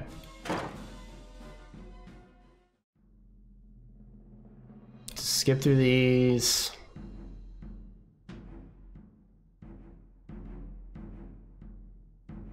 Got a reason with her, yada yada yada. Okay, I think I'm in love with Chisei. Let's do this. In many ways, Chisei is the least approachable of the friends I've made here in this world. There's something compelling about her. She's driven, focused, and not nearly as cool as she seems on the surface. Of course, since you went to find Kasumi, there's a chance I'll find them in the midst of an angry duel. Nevertheless, I take a deep breath and head out to find her. The streets of Lightshore are quiet, but distant voices reach my ears. I walk toward the sound and soon find Chisei and Kasumi standing in front of a shop. Kichi is nowhere to be seen. He must have left them and worked things out together. Don't think everything is perfect now. Of course not. But maybe one day things will be the way they were before. Perhaps. I slow down, unsure if I should interrupt. They both look up at my approach. Come closer, Hayato. We're finished here. Yes, I need to find Takichi so we can finish gathering our supplies. She walks past me and I approach Chisei. Are you going back to your own world? I freeze. Don't look so surprised. I assumed High Cleric Ninsei would search for a way to send you home once he learned he summoned you here. They found a way, but I don't know if we'll do it yet though. Whatever you decide, make sure it's a decision you want to make. That isn't what I came here to talk to you about though. Oh? I look into her eyes and hesitate. Yes? I thought you might know what I was going to say before I said it. I don't want to read people so much. She's almost always unreadable. I can't know if she's pleased I came to see her or not. For all I know, she isn't even interested in romantic relationships, but I can't give up now. I take a deep breath. I think I love you. Love? After such a short period of time? We fought alongside each other, spent time together. I rub the back of my neck, but you don't feel the same way. I didn't say that. Now I really know I can't read her at all. Then you do? I find you to be... achievement unlocked, hard adventure. I find you to be kind and brave. You're a worthy ally who might be honored to live. It's both. Why can't it be both? I want to be kind and brave. Worthy ally who might be honored to live, fight and die beside. Like I said, my voice continues to get raspier as I'm going, so her voice keeps going lower and lower, so it's not great. Thank you, I think. I confessed my feelings and she replied. I'm still not sure if she wants a relationship or not. She abruptly chuckles and walks closer to me. I apologize. That wasn't the normal way to handle this sort of thing, was it? It's definitely a unique way. Sweet words are not my strength. No one will ever accuse her of being too romantic, that's for sure. At least I didn't bring flowers. Let me try a different approach. Wait. She abruptly places her hands on my shoulders and kisses me. But that's not what's happening in this picture. We're like grabbing her from behind. At least we've got eyes in this picture. In the other picture, we didn't have eyes. Gosh, it's so abrupt, it takes me by surprise, but I kiss her back and wrap my arms around her. This is everything I hoped for when I left in search of her. She confused me at first. His hand's high. Well, I guess you can't see his other hand, can you? Whoops, hold on. Yeah, you can't see his other hand. You can just see this hand, which is going there, but... she confused me at first, no matter how stilted her verbal reaction, her kiss makes her response clear. Does this answer your question? Yes. God. Then she kissed me with more force. Uncertain at first, I let her take the lead, but then responded in kind. It seems to be the reaction she wanted. She leans back just long enough for me to see her smile before she kisses me again, and bites my lip to reclaim dominance. This feels like a challenge.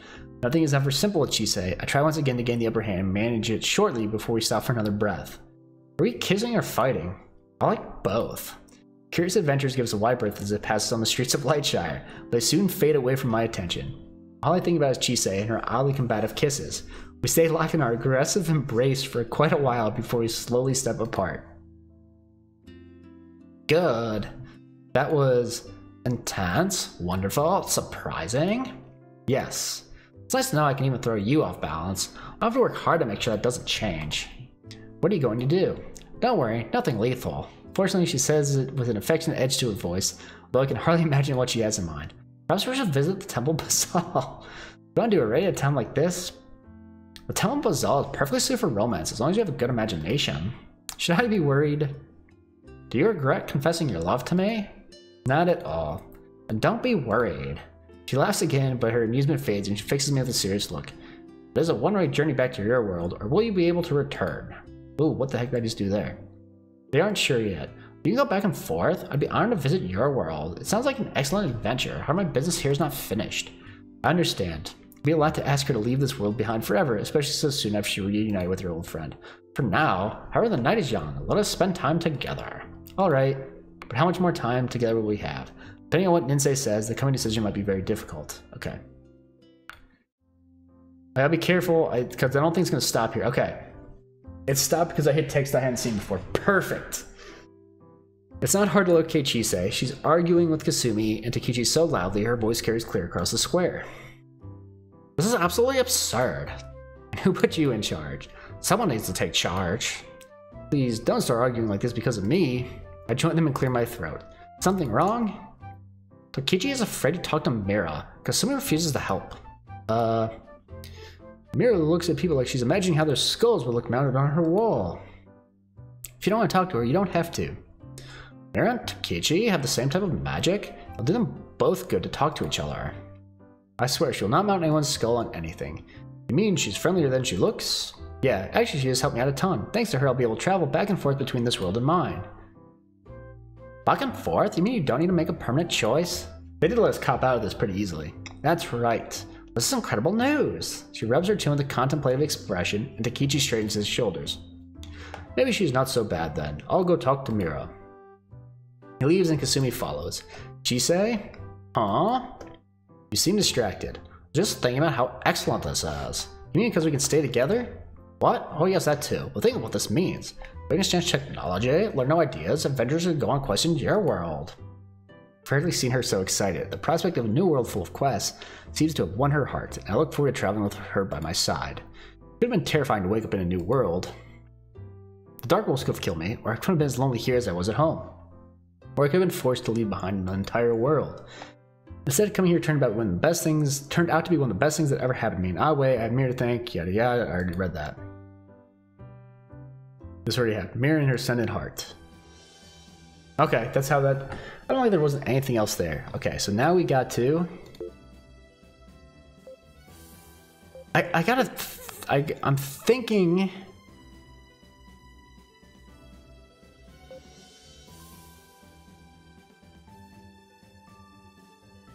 I want to come here and Sao Chisei and Aiko and see what this does. Anytime that 3 against 1. Okay, do whatever you want. She stomps off and Sao. Okay, so I'm trying to get to this. I was trying to think of a situation where these two were still together, but Shiori was gone. And I think this is the situation where this could happen. We just want to see the context of why that image is there. We're not doing anything weird. We're just looking at context. Okay? Okay. We're not doing anything weird. She sounds off through the trees without us. Wait, she doesn't even look back. My, someone has a temper. Hope she's not too mad. You think she'll be alright out here? Of course, she's a capable mage. Still, it doesn't feel good to have our party split up like this. We should get back to town. As we walk, I think about the prophecy. Could actually refer to me as crazy, but in this world, maybe it makes sense. This reprieve won't last forever. I need to figure out if I should tell them or not. Hayato, are you okay? You look upset. I saved her for last because her voice is going to be the easiest to do as we're finishing up, because she's the last option. I guess then there's the option to just be friends with everybody, which might be really weird. If something's wrong, you can tell me. I won't repeat it to anyone. Chise glances at us, then quickens her pace. She moves ahead as if she wants to give us time for a private conversation. Okay, let's confide. It's the prophecy. I know, it's a little weird thing in our lives when we have the prophecy. It's more than that. I'm from another world. She stops and stares at me. Huh? When I say I'm new here, I mean more than new to Lightshire. I really do have amnesia, but the few things I do remember are completely different. Continues to stare. I hope that you believe me. If you say it's true, then I believe you. Thanks. So, do you think the prophecy is about you? I don't know. It feels like I can say that, but it's a pretty big coincidence otherwise. Yeah. Yeah. Do you think I should tell the others? After a moment, she nods. I think if we have any hope of succeeding in our quest, we can't ignore the clues. We need to consider everything. So you want our quest to succeed now? I thought we weren't doing this at all. If we have to, we should do it right. Failing could be even more dangerous. Good point. I'll tell the others tomorrow and see what they think. Okay. We catch up with Chise, who doesn't say a word. As we walk together through the dark forest, something rustling nearby. I look around for the source of the sound, but don't say anything. Nevertheless, I hear it again. Chise tenses and slows her steps. She must hear it too. Huh? What's wrong? Shh. She lifts a finger to her lips in warning and draws her daggers. The noise comes again, a little louder this time. Whatever it is, it sounds bigger than the usual monsters we faced, despite its ability to hide in the bushes. This close to the Temple of Bazal, I'm not looking forward to seeing what it is. Stay calm and take quiet steps forward. Do you know what's stalking us? Shh. She knows this area much better than we do. If this unseen monster has her concerned, we better be prepared for anything. As we creep forward, I look from side to side for any movement. Eek! I jump and turn toward Aiko, or rather spot where she stood a minute ago. Aiko? Didn't I tell you to be quiet? But she... Ugh. Something slithers lightning fast. Okay, I think we got to the scene we were looking for. Something slithers lightning fast through the bushes and pulls Chise out of sight before I can even see what it is. Her daggers fall to the ground. Chise, we could really use Shiori and her magic right now. Alone, I heard forward in the direction the attack came from. Something on the ground retracts as I step past it. A snake? I think back to the way Chise disappeared. No, not a snake. Some sort of arm or tentacle.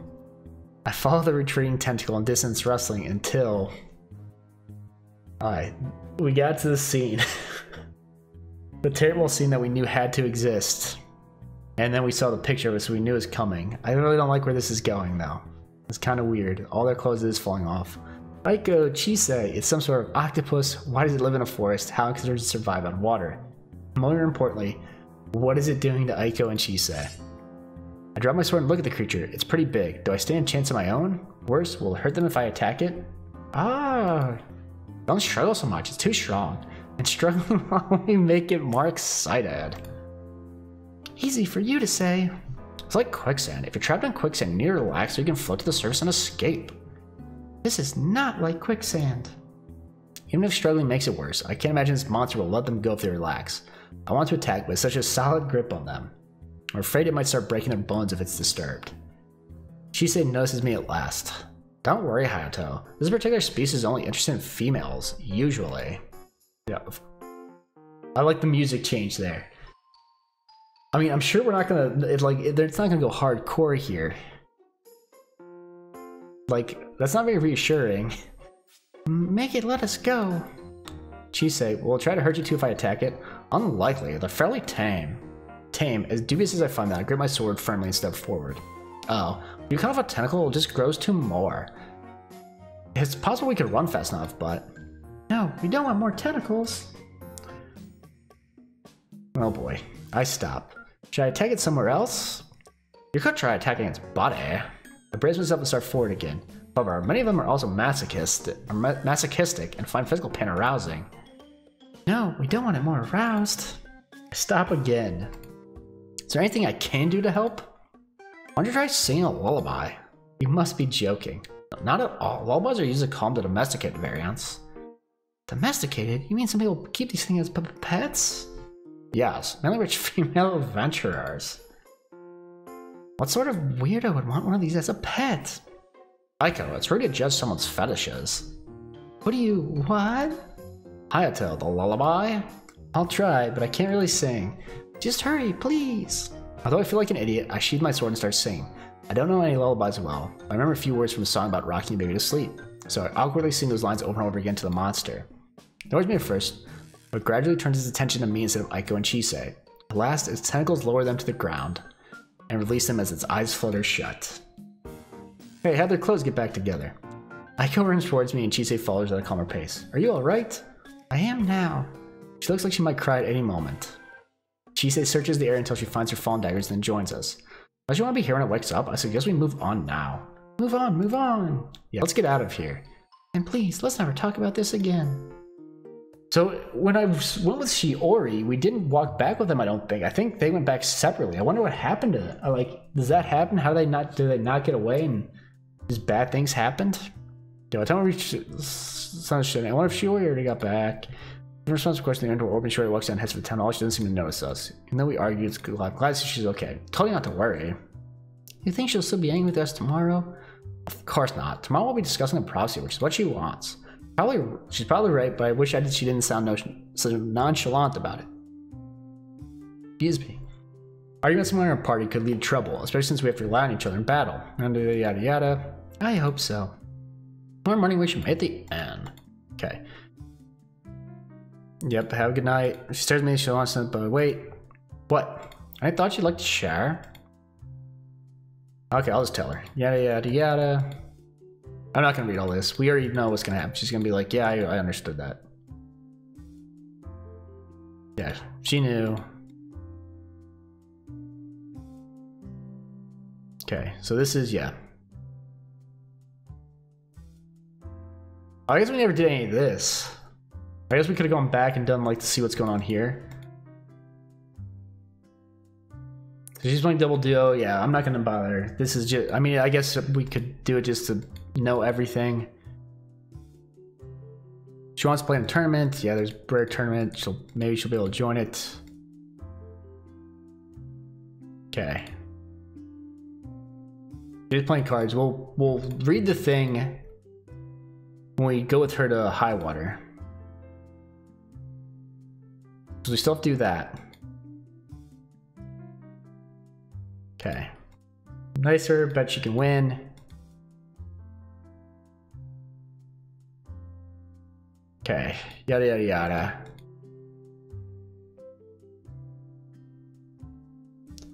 She wants to play cards, she's worried she's not gonna be that good. We'll tell her she's good. She's worried she's gonna die. Okay.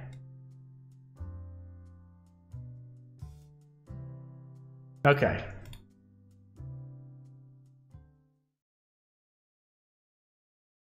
Yep.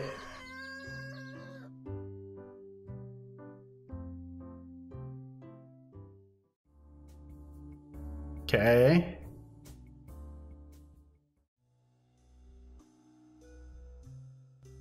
Oh, there's that scene which we had already seen. Yada yada. We're gonna keep skipping. I think we might have a lot to skip through, actually. I guess I could just load it.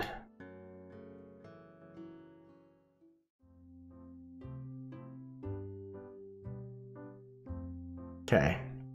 We're gonna go with Aiko to high water. Thank you so much. I've never been in the high water before. Is it far? A long walk, but adventurers regularly take on quests to clear monsters away from high water's entrance. We need to be careful as we get close, though. They can't get every monster, and the monsters around high water are much more dangerous than the ones here. Do we take the whole party? Oh, no. We don't need to bother Shiori and Chise over this. We should be fine. Okay, if you say so. Okay. Apparently that was all new.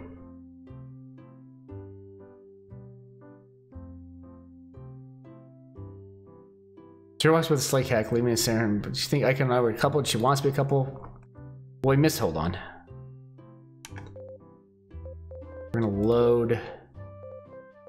that choice real quick.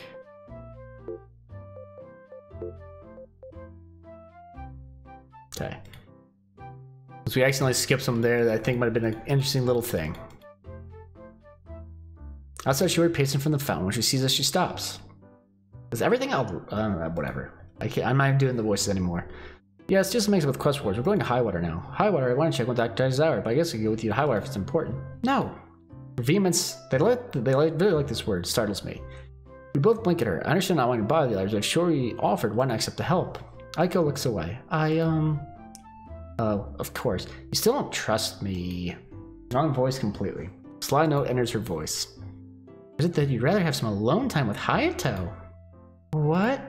Huh? I don't know what you see in him. Hey. But I'll give you 2 year privacy. No, that's not it at all. She reacts with a slight cackle. Yeah, it wants to be a couple. I can't imagine her pairing us up. But suddenly put the idea in her head at least. Don't give me that look. I'd just rather not have her around. Especially since she doesn't understand the beauty of double duo, that's all. I know, calm down. What? It's funny that you thought of that, though. Yes, very funny. Let's just go. Which way? North, through the forest. We don't need to go near the Temple Bazaar, do we? Oh no, don't worry about that. Good. Not a place I'm anxious to revisit. As we walk through the forest, I look around for any signs of Chise, but I don't see her. Either she already stopped waiting for me, or she's staying out of sight since I'm with Aiko. Being alone with Aiko in the forest reminds me of the last time this happened. I wonder if we'll see that strange woman again. Oh, I hope not. It did seem like she was going to the same place as us. If she shows up in Highwater, then she's probably following us. But why? I don't know. We walk through trees and sounds for a few minutes, the crunch of branches and leaves beneath our feet the only sounds. Then she speaks up in a low voice. What if she's the culprit? The one saying the Dark Wolves? Yes. We're investigating Ascendant magic both times we saw her. Maybe it's not a coincidence. Maybe she's following us so she can stop us. There's a cheery thought. Didn't she let us slip that she's a companion? We might both be our enemies. She's never really attacked us though. If she wanted us gone, wouldn't she do more than push us and yell? Maybe she wants to separate us and take us down one at a time. You're full of cheery thoughts today. I think about death a lot. I've noticed. Not as much when I'm with you though. She stops walking and turns to me with a smile.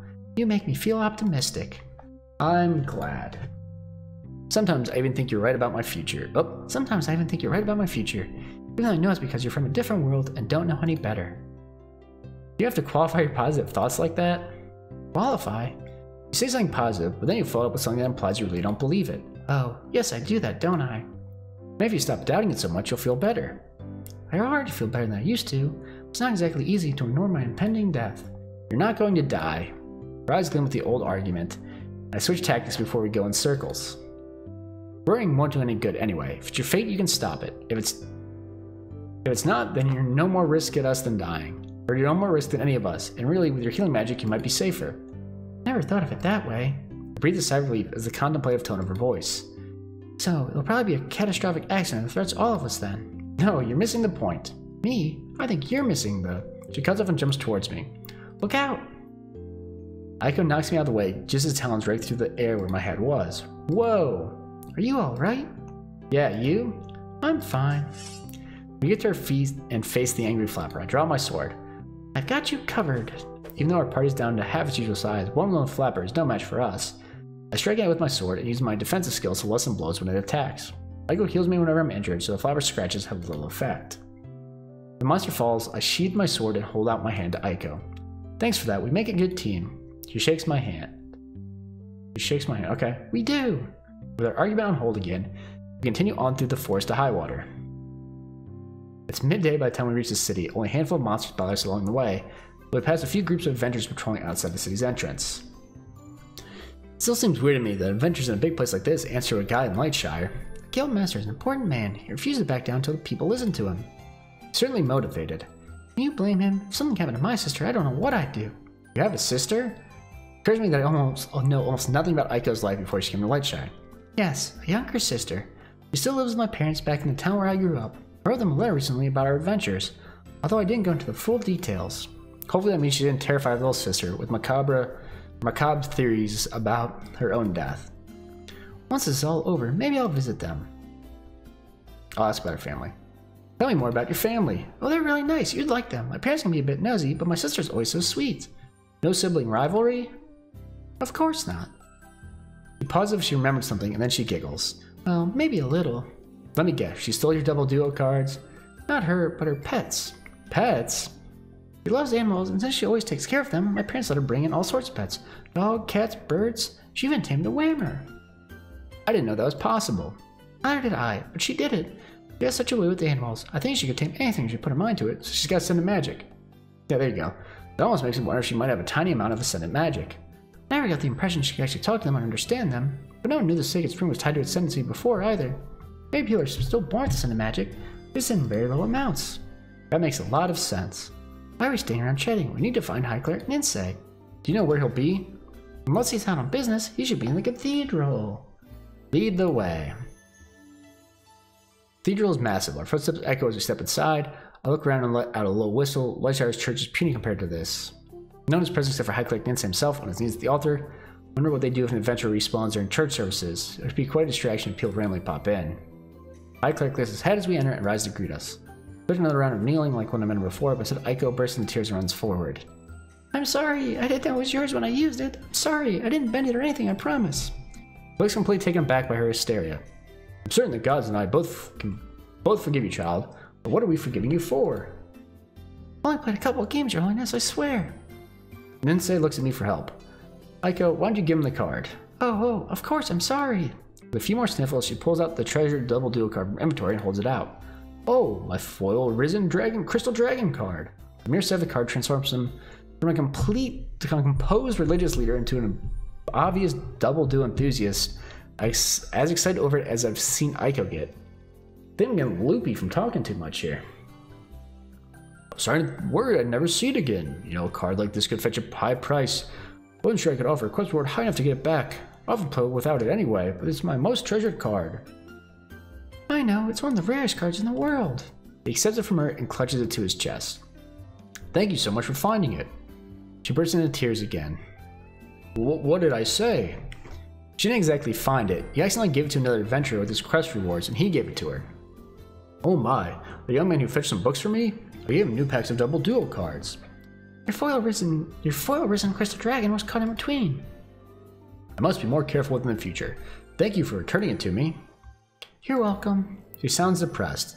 It probably hurts to let such a rare card go after she believed it was hers for a short time. Now, whether you found it or had it handed to you doesn't matter. I promise a sizable price is the quest reward and I'll give it to you. Oh, right. Yes, thank you, Your Holiness. Is something wrong, child?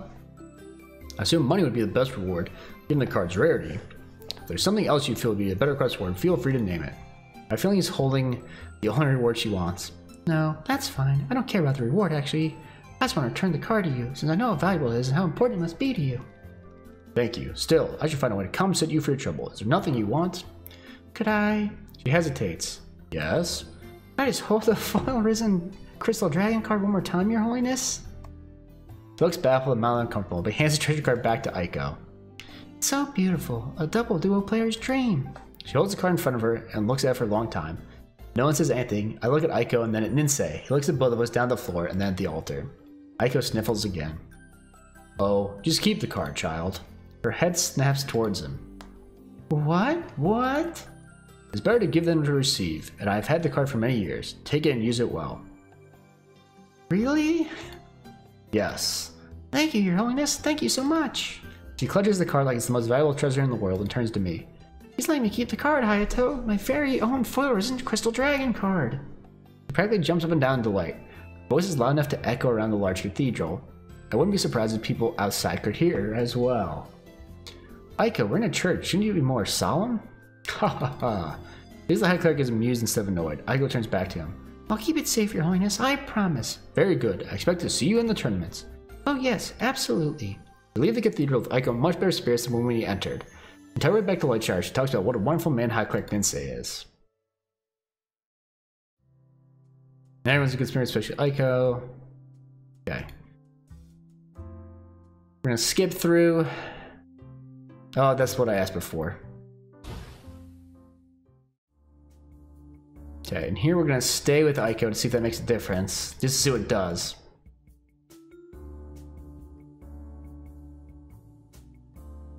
Okay. Yada yada, it's pre-replace.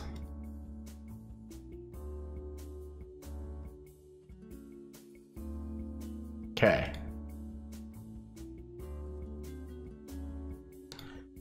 Okay, we're having a cute moment.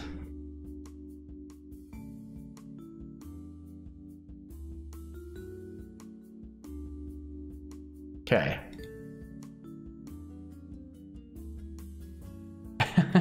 She doesn't want to, she wants to sacrifice herself if she has to, yada yada. He's attempting to knock down the door. And ran into Dr. Oof. Give him one of those oofs. Okay.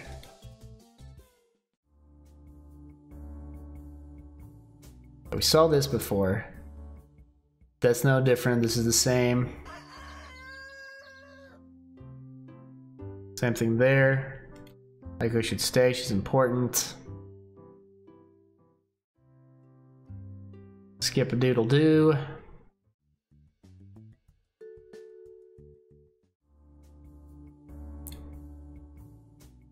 Two other things left to do here.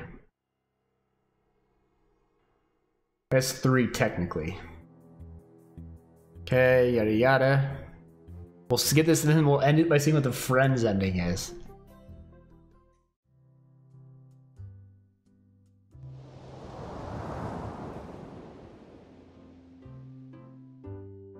Okay.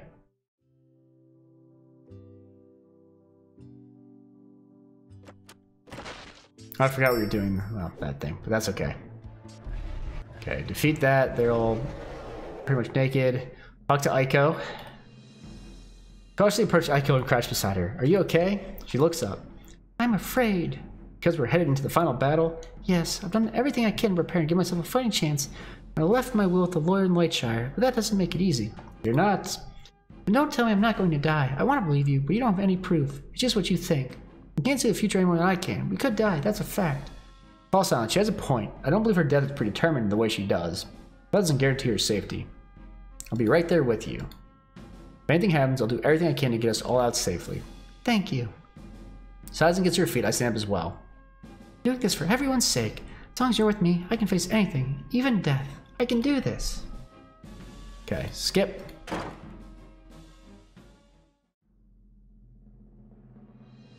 Same thing.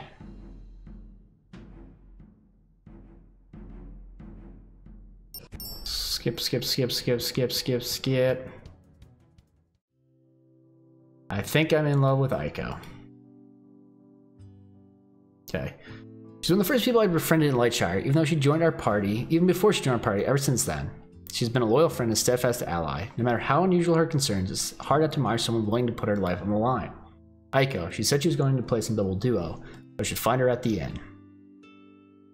Aiko is seated at her usual double duo spot when I enter, but to my surprise, she's not alone. Oh, I see. So if I use this card, then I'd win. Maybe, unless I count with something like... She cuts herself off and looks up. Oh, here comes Hayato. Hi. Takichi and I were just discussing double duo. Your friend Chisei arrived to speak with Kasumi, and I thought it was best if I give them time alone. Probably a good idea. Those two still have a lot of personal matters to work out. What did High Cleric Ninsei want to talk to you about? He thinks there might be a way to send me back home. Oh. She doesn't sound happy about the idea. Is that why you came here? To tell me? Sort of, but I also have something important to discuss with you. This seems like it'll be another sort of situation where I should not intrude.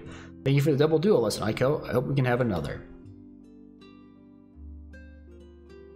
Made it back just in time to see the Aiko ending. You missed, we found the tentacle monster. You missed that part. Me too. I'll see how Chisei and Kasumi are doing. He rises and walks out of the inn. I take his vacated seat so I can sit next to Aiko and look into her eyes. Why are you staring at me like that? Sorry, it's just Aiko watching me curiously as I struggled to find the words. I think I'm in love with you, Aiko.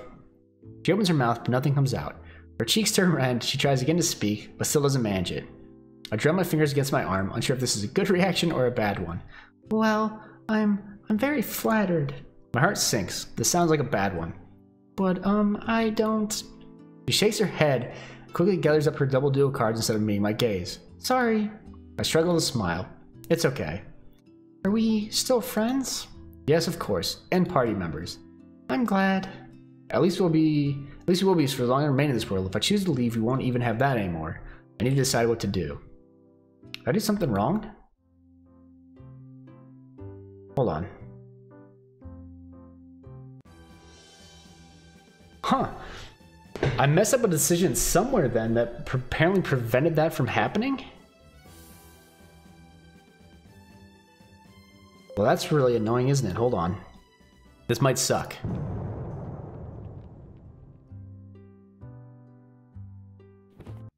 Well, what did I do wrong? I replayed it. I didn't load at any point, so how did I not? Okay. Hopefully we can skip through a lot of this quickly.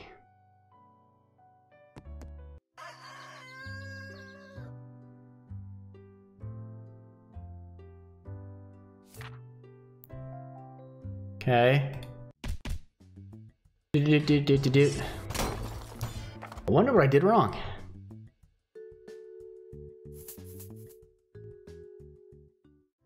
Maybe I didn't immediately side with her.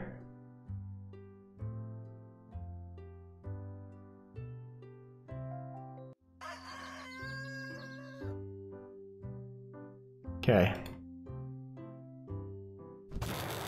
We'll kind of side with her on every decision here.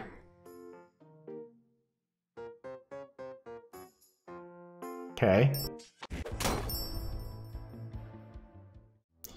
Okay. I don't know what else we could have done.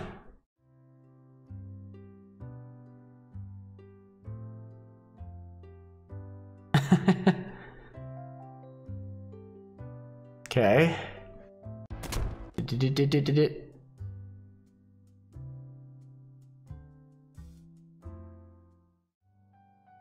Okay.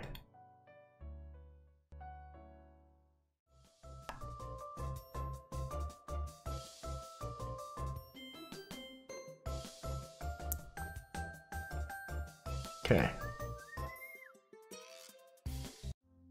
Okay.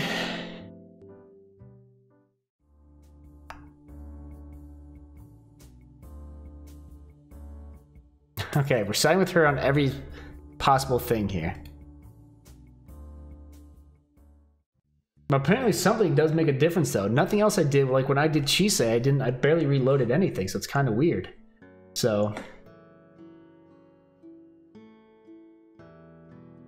okay. Maybe my chat is broken. I think I'm missing like bits and pieces of things coming into chat. Or I'm just... maybe not, I don't know. Okay.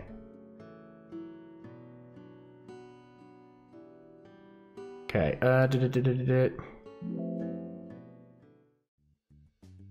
see, maybe this is promise choice?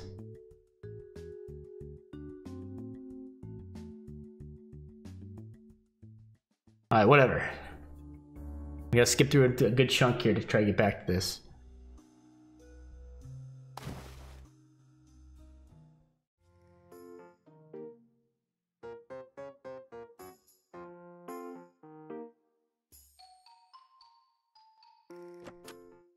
Okay.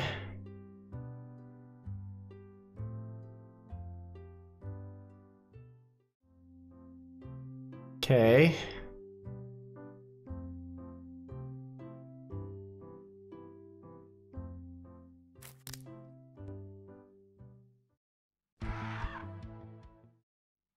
Yeah, we should look for the notes. We're about where we were last time.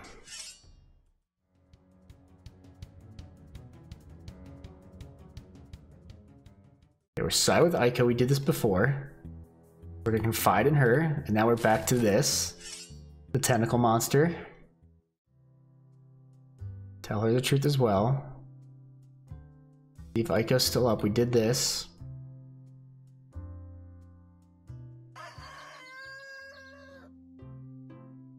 Okay.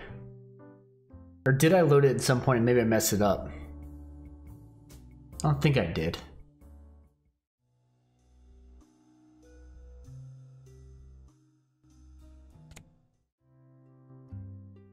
What am I supposed to do here? Yeah. Tell her that, that's fine. That shouldn't matter.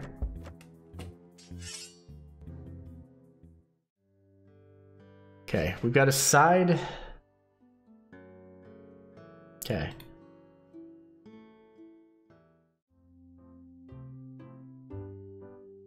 Maybe I accidentally clicked finish eating first. Okay, doing this, we already did this. We just did this. And asking about her family made sense for this.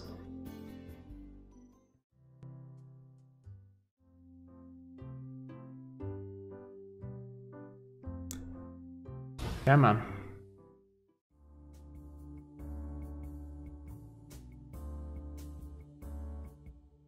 Yeah, we're siding with her for that. Let's stay with her, we just did that.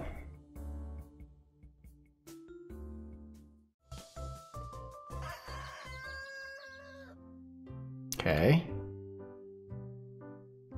Unless it's this. I'm gonna throw an extra save in case the choices actually do matter here. In case we have to reload.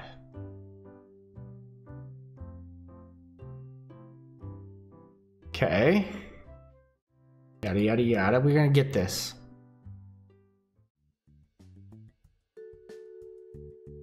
So she likes that.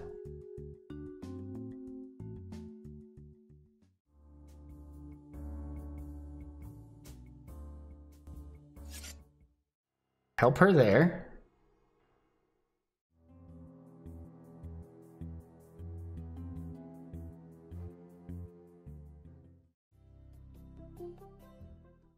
I don't know what else I could do at this point. Basic techniques because we don't want to make her sick.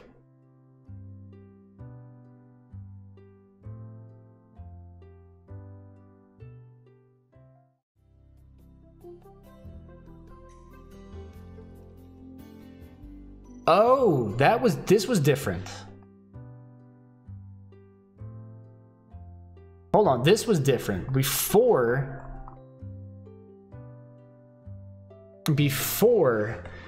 we had Shiori right here. Okay, so this should be, isn't it a little early for cards? We've had breakfast together several times. It's the first time I've read during a match. It's never too early for double duo. Besides, I won't be playing tonight. Why not? I'll tell you while we eat. We sit down at a table together to order breakfast. It's become a comfortable routine. Well, I have a new strategy to avoid my immediate death. That's great. What is it? Intense training. Really? Training? That's all it'll take to get her to stop worrying so much? If I knew that, I could have helped us both a long time ago.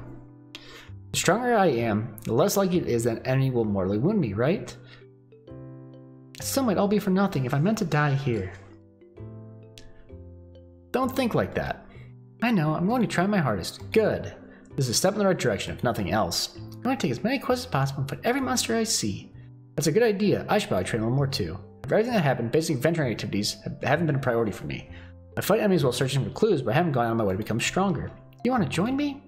Are you sure that's alright? I don't want to get in the way of your training regimen. She blinks at me for a moment, then laughs. You're so silly sometimes, huh? How could you possibly get in my way?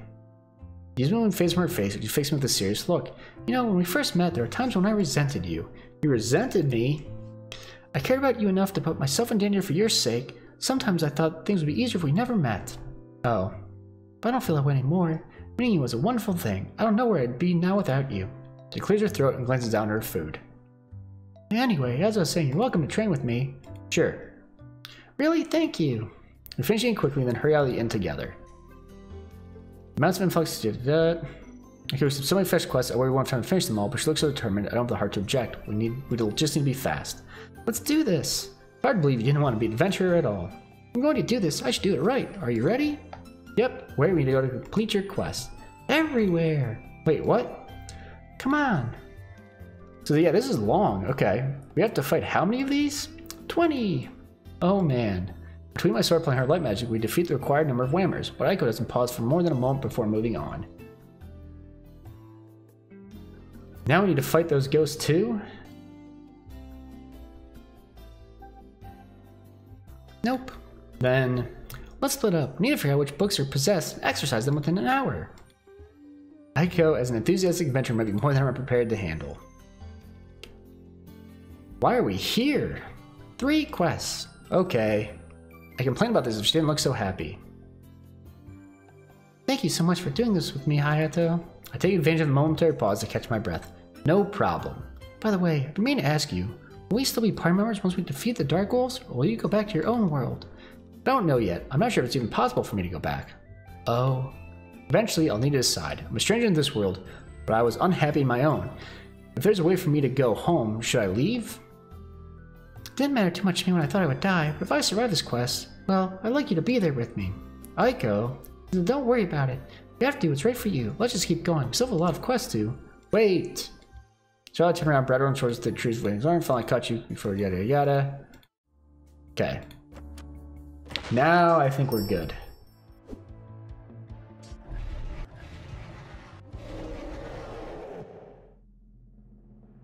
Yeah, I think I must have loaded at some point that caused something to be weird. So we're gonna talk to Aiko. We already did this. We already did all this.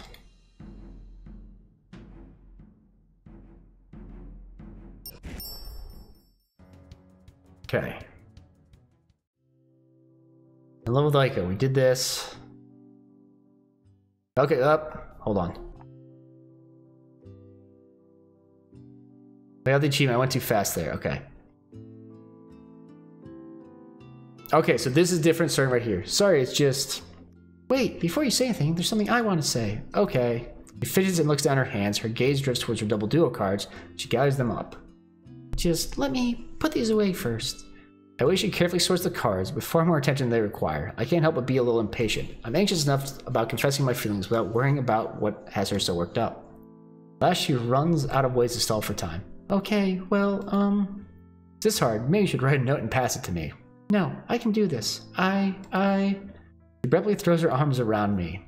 Hayato, I love you! Stunned, I reach out too late to return her hug, but by then she's already pulled away. Sorry. Unable to help it, I burst out laughing. Is there tears in her eyes? I think it might be. What's so funny? Nothing, except that's exactly what I came here to tell you. Huh? I've been thinking about you a lot lately. After all the time we spent together, I think I've fallen in love with you. Oh. Clears her throat and looks around. For a terrible moment, I'm afraid she's going to get out her double duo cards to sort them again. Then she glances up and meets my gaze with a shy smile. And we both feel the same way. There's no reach we shouldn't. There's no reason we shouldn't? Shouldn't what? Kiss? Right here in public? We survived facing Mirror and her Dark Wolves. There's nothing scary about a kiss. I have no objections. What the heck did they do writing this section? I turn to face her and pull her close. They botched the heck out of this section. I don't know what they were doing. There we go. He's back to having no eyes. Despite her insistence, she trembles in my arms as I kiss her. I start to pull back, but she leans forward and turns my kiss with too much enthusiasm, as if she's trying to prove her lack of embarrassment to herself. Aiko. When she pauses to take a breath, I quickly murmur reassurance. You can be shy, it's not a problem. But how can I tell you what I want if I'm not forward? Those are two entirely separate things. Oh, she hesitates. I do want to kiss you. And just be yourself. Aiko slowly nods and then closes her eyes expectantly. I lean forward and kiss her again. Her cheeks turn pink with embarrassment, but she kisses me back gently. When she opens one eye and peeks around the end, her blush deepens, but she doesn't move. The taste of Aiko's lips against my own, the feeling of her in my arms, they remind me of everything I've come to love most about this world. I found happiness here, and love. We spent a long time wrapped in our embrace, kissing softly, ignoring the people around us. Last we separate, and a pang of longing runs through my heart. What will happen if I decide to go home? Hayato? Yes? Stay with me. I have nowhere else to be right now. No, I don't mean right now. I mean overall. Stay with me. Drawing a sharp breath. You mean... I love you, but I love my family too. I never leave them behind. If you go back to your own world, I can't go with you, I'm sorry. So Shiori was fine to go with us, because she has nothing tying her down. Chisei was like, I'll take it or leave it. And Aiko refuses to leave and wants us to stay. A lump forms in my throat, but I nod. I understand. I haven't made up my mind yet. Okay. We sit together in silence long into the evening.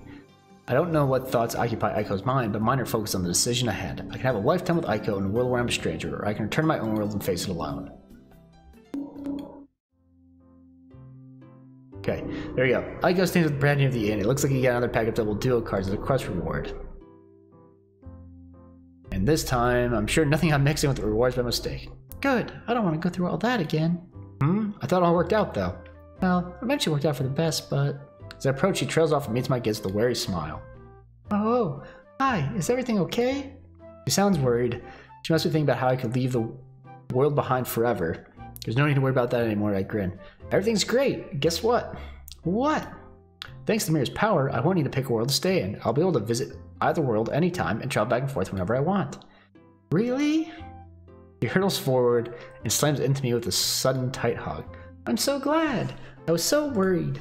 He lets go and steps back, her eyes shine with happiness. I didn't want to lose you, but I want to take you away from your home. But now it doesn't matter. We can be together. Yes. Brad clears his throat. I just remembered something I need to do. See you around. He hurries away. Huh? He left so suddenly. I think he wanted to give us time alone. I wink and Aiko blushes. Oh, well, that sounds nice. I can't resist a chuckle at her embarrassment. Although she blushes more, she starts laughing after a moment too. It could have been terrifying to wake up in a new world. The dark wolves could have killed me, or I could have been as lonely here. Yeah, we already read this too. Instead, coming here turned out to be one of the best things that ever happened to me in an odd way. I've married to thank for that. She summoned me here. Her threat united with Shunin and made possible travel between worlds. She did a lot of terrible things, but I can't hate her. Part of me will always be grateful to Mira for her Ascendant Heart. Game over again. Okay. Looks like some more people popped in. I'm almost 100% sure my chat's broken right now. And I don't know why that would be. It has something to do with the fact that it was kicking back, like, I was getting antivirus messages from it, so I think like some messages just aren't showing up. So if anyone said anything in chat in like the last 15 minutes, I'm sorry, I haven't seen it. Okay, we're gonna do one more load and just see what the friends option is here. I love the time. Okay, achievement unlock the power of friendship. I love the time I've spent here with Shiori, Aiko, and Chise, and everyone else too. The thing about it would be hard to say permanent goodbye to Brad, Kasumi, Takichi, and even people like the Guildmaster, Dr. Takizawa, and High Cleric Ninsei. Are these friendships enough to hold me in a world that isn't my own? I need to decide. The rest of the day, I try to work out an answer.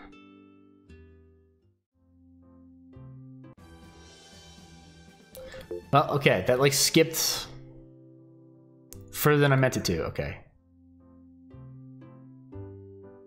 Okay, I mean, they get the whole party together. I'm surprised it didn't stop there.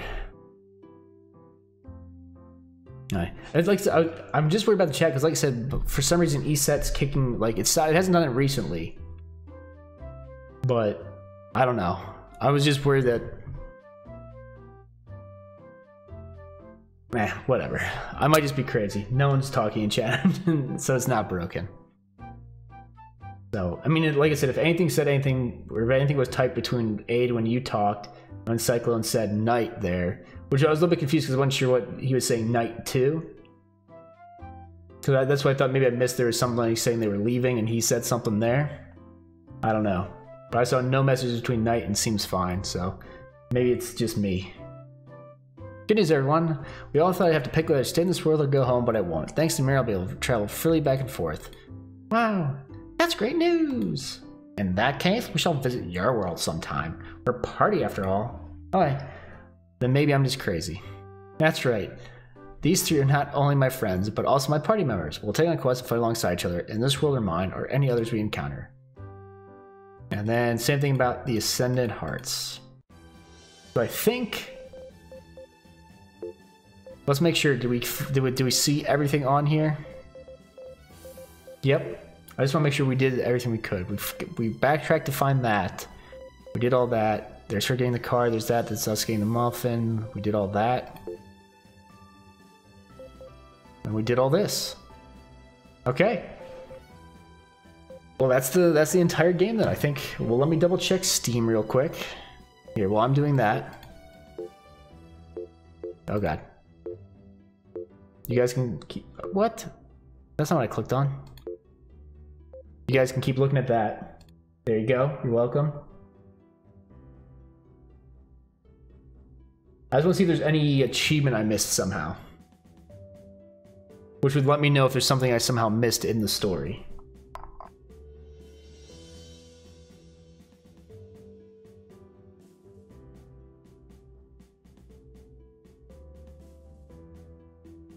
Two hidden achievements remaining. Huh. Well, I'm gonna cheat and look those up real quick.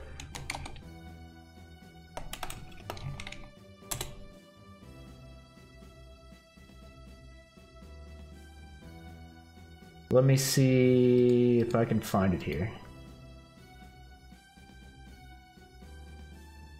Okay, which ones am I missing?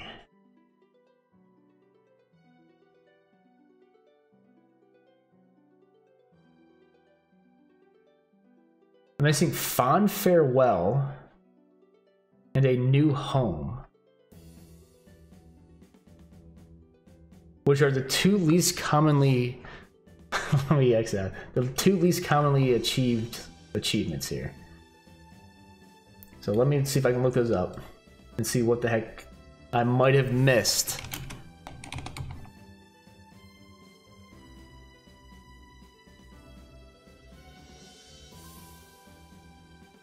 Okay.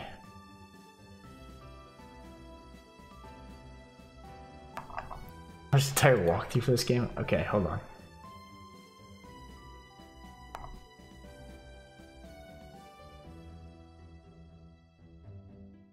I got that one, I've got that one, I've got that one.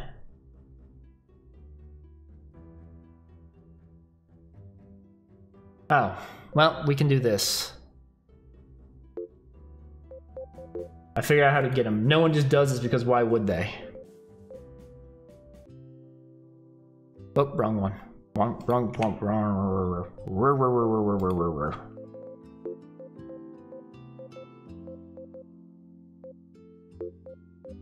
Okay.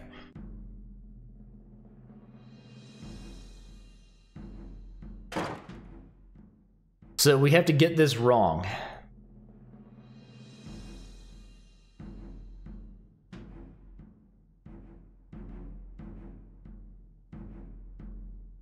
So this is new. So instead of reasoning with her and getting her on our side, which keeping her alive is what lets us be able to move back and forth between them. So that's just it. If we just kill her.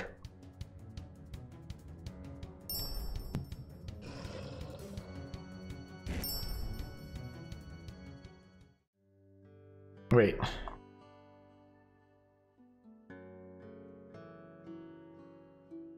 Also, we don't comfort her, but she...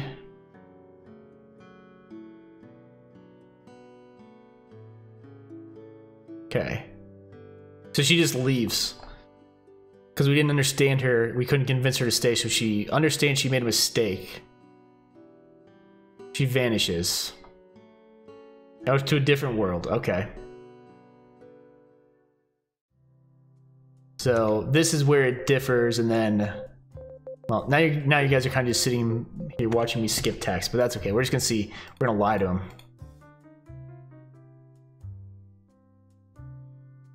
Okay.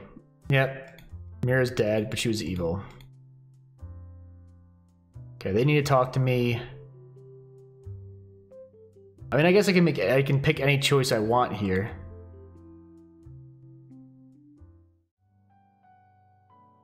So Sorry, I'm not gonna go through and read this because it's the bad ending. We're just gonna grab the achievements and call it a night. Actually, hold on. Just save it here to make it simpler. I'm going to go home. Walks away in silence, falls over a group. The celebration feels even less upbeat now. Goodbye forever.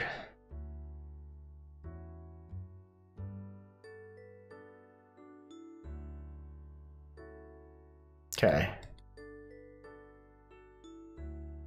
Since this isn't like the true ending, I don't really care that much about it.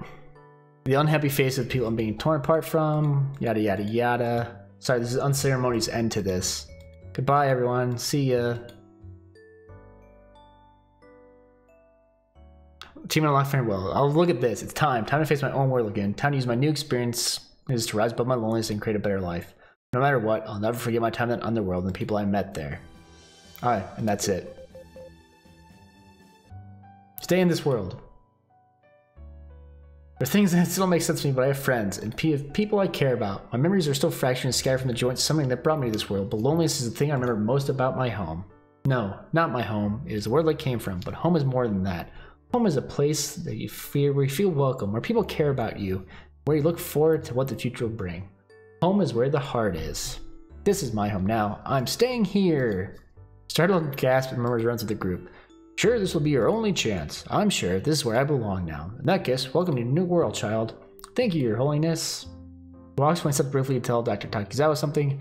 Probably won't need his help sending away. That leads to a quick argument. As near as I can tell, Dr. Takizawa thinks Ninsei could help improve the party. Okay. Well, guess you're stuck with me. Yay!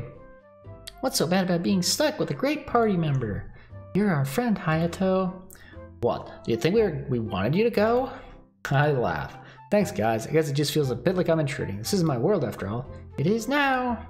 Yes, you belong here with us. I think I speak for everyone when I say we're happy you decided to stay. Thank you. Brad claps his hands together. What's with Brad in all this?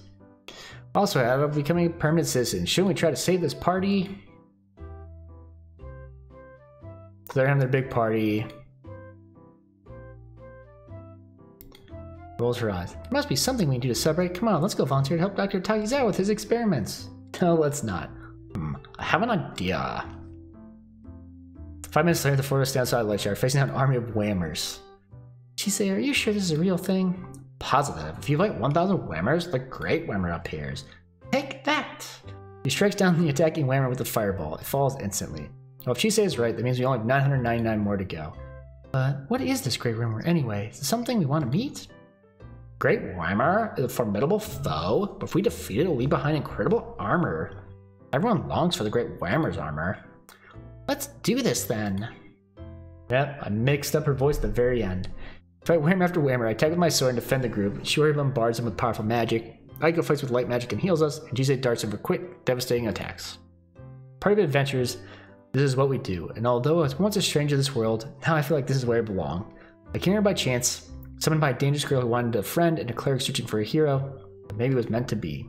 I'll never return to my own world, but that doesn't matter. I'm here with the people I love. I'm home. Okay, that's every achievement, the game fully completed. I guess we're stopping a little bit early, but we are going to go ahead and stop here. I enjoyed the game. I think it took a little bit longer than I would have liked. Which is fine. What do I do with Steam? Likely this Saturday I'm probably just going to stream Throne of Lies again, and then that'll probably be my last Throne of Lies stream. Unless after I move I decide I want to play it some more. We'll see how I feel. But otherwise, in terms of games I was looking at possibly playing on the stream at another point, it's funny because now Steam recommends nothing but visual novels to me. So I was looking at, what is it called? What is it called? The North Korean visual novel. Was it something? I don't remember what it's called, but the North Korean visual novel that I think might be voiced, which would be a good break. I'm looking at playing that. I still have Life is Strange that maybe I'll play through the new prequel on stream. I'm probably gonna hook up my PlayStation 4 at some point. Maybe I'll stream some Monster Hunter or not. We'll see about that. But yeah, that's gonna do it for tonight. We had fun with the game. It wasn't, I was gonna say, compared to like some of the other visual novels we did on like YouTube and stuff like that, the Frisky Business and what was that other one? What was that other one? What the heck was that other one? I haven't played Deponia, but I keep meaning to play that. What the hell was the other one I played? Oh. If I don't remember, I don't remember it. Tomboys Need Love 2, found it.